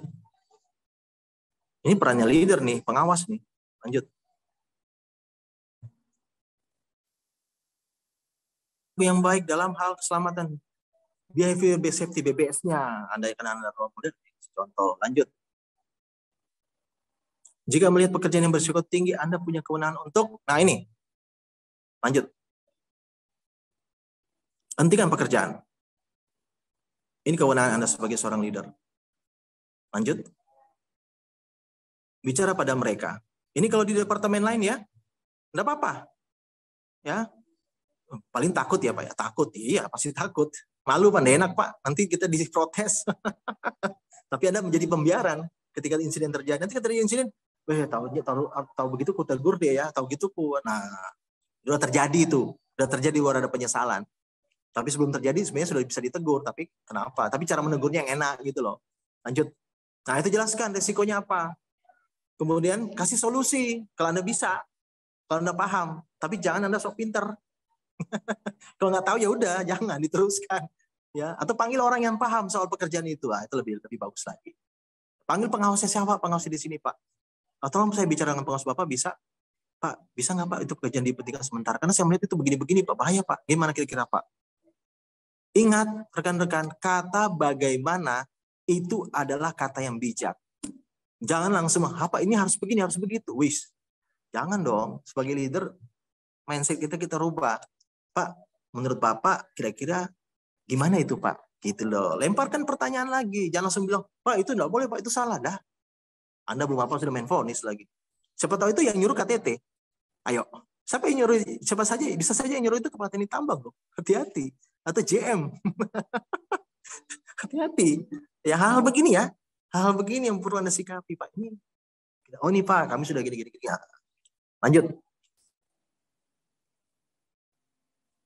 Ya jika mereka tidak peduli dan melanjutkan pekerjaan, ya laporkan. Ya udah laporkan. Tapi kalau sana yang terjadi lagi Pak, ya udah biarin aja. Yang penting nanti Anda sudah peduli. Sudah melaporkan, ada kan formnya unsafe action, unsafe condition. Kalau di perusahaan itu ada kondisi tidak aman, laporan tindakan tidak aman. Kan ada kan itu formnya, ya bikin, nggak apa-apa. Pak nanti kita jadi kesalahan orang. Ya tidak. Yang penting kita sudah tanya baik-baik kok, tapi tidak digubris, dibiarin, ya udah. Simpelnya gitu sih. Ya. Ya kalau kita biarkan, kalau terjadi insiden, penyesalan nanti kalau terjadi. Itu paling sering terjadi yang begitu. Oke lanjut. Lanjut. Nah, mengadakan pertemuan, ini udah jelas nih grup meeting. Ya. Ini job-jobnya udah jelas ini. Enggak perlu dijelasin lagi sebenarnya. Lanjut. Lanjut. Lanjut. Nah, ini standar keselamatan kerjanya. Nih, lanjut. Ini terakhir kayaknya nih. Lanjut. Standard operating procedure, safe working practice, safe working instruction, site instruction, yang macam-macam itu. Standar task prosedur, macam-macam sih bedanya. Itu hanya istilah saja. Di perusahaan Anda mungkin ada yang nyangkut, ada yang tidak. Nah, lanjut. Ini standarnya sih. Nah, ini contoh-contoh yang lainnya ya. Permit to work dan segala macam. Dah. Lanjut lagi. Nah, jadi kuncinya kesuksesannya leadership ini, ketiga, nah, terletak pada siapa? Pasti Anda sudah bisa menjawab. Lanjut. Ya, itu dia. Itu kuncinya. Kenapa? Kenapa bukan pekerja, Pak? Lo yang memberi instruksi siapa? Yang memberikan apa? Pemberian tugas itu siapa? Pengawas kan? Nah, itu bukan ya memang betul khususnya bersama dengan tim. Tapi kuncinya kita ini, akuntabelnya kita yang dilihat, leadernya gitu. Siapa sih leadernya? Di mana-mana ditanya tuh leadernya. Mana pernah ditanya ketuanya? Itu krunya siapa? Oh itu krunya ini Pak, formennya Pak. Kan formennya ditanya. Itu siapa? Pemimpinnya. Supervisornya ini Pak. Ada kan ditanya orang lain? Dah ada. Gitu loh.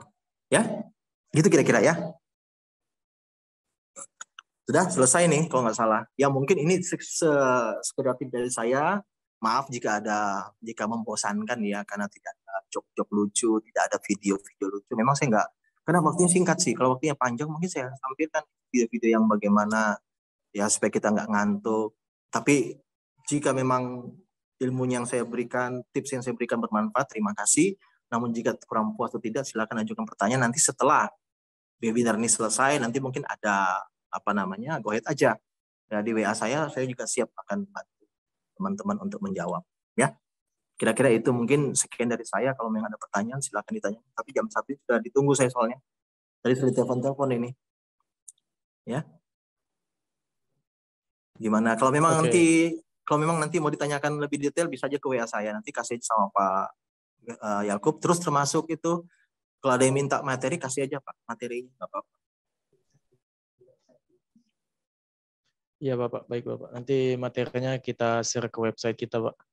Oke. Jadi itulah materi dari Pak Repi di Fed Grade C PGDM. Selanjutnya kita masuk ke sesi tanya jawab lagi. Kepada teman-teman yang ingin bertanya secara langsung ke Bapak Repi, bisa klik tombol raise hand terlebih dahulu dan sampaikan pertanyaannya di kolom komentar. Mengingat Pak Repi sudah ditunggu untuk selanjutnya, kegiatan Pak Repi selanjutnya di jam 1 karena perbedaan waktu. Kalau kita di Palembang ini masih jam 12, tapi di tempat Pak Repi itu udah hampir jam 1.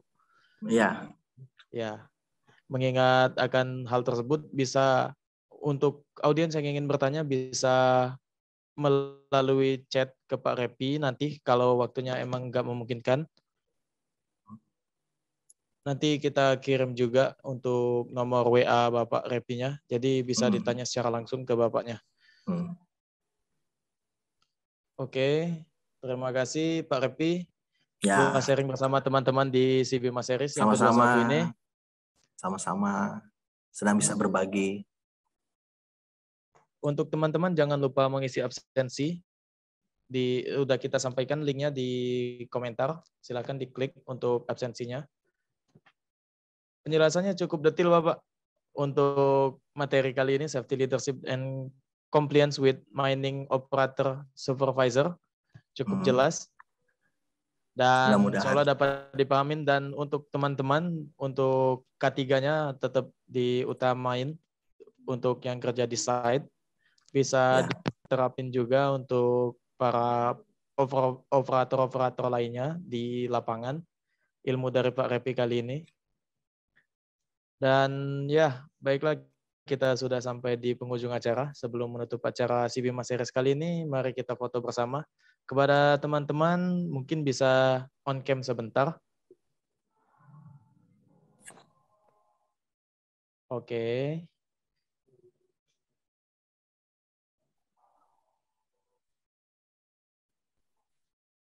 Akan saya hitung mundur ya. Dalam 3, 2, 1. Satu kali lagi. 1, 3, 2, 1. Oke, terima kasih teman-teman yang sudah bergabung pada acara kita kali ini, yaitu CB Mas Series yang ke-21 dengan tema Safety Leadership Compliance with Mining Operator Supervisor yang telah dibawakan oleh Bapak FA Repi di Fed Grade C PGDM selaku HSE and Training Practitioner. Nah, bagi teman-teman yang ingin upgrade skill software pertambangan, dalam waktu dekat ini, Sibema Training and Development akan hadir loh dengan tema Geological and Mine Design with Study Case Nickel.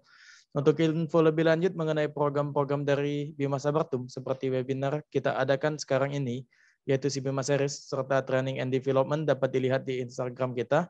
Silakan di-follow Bima_Sabartum, LinkedIn Bima Sabartum Group, serta subscribe YouTube kita, si Bima Channel.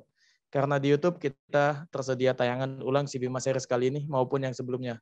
Bagi kamu yang suka dengerin podcast, kini si Bima Podcast juga hadir di Spotify.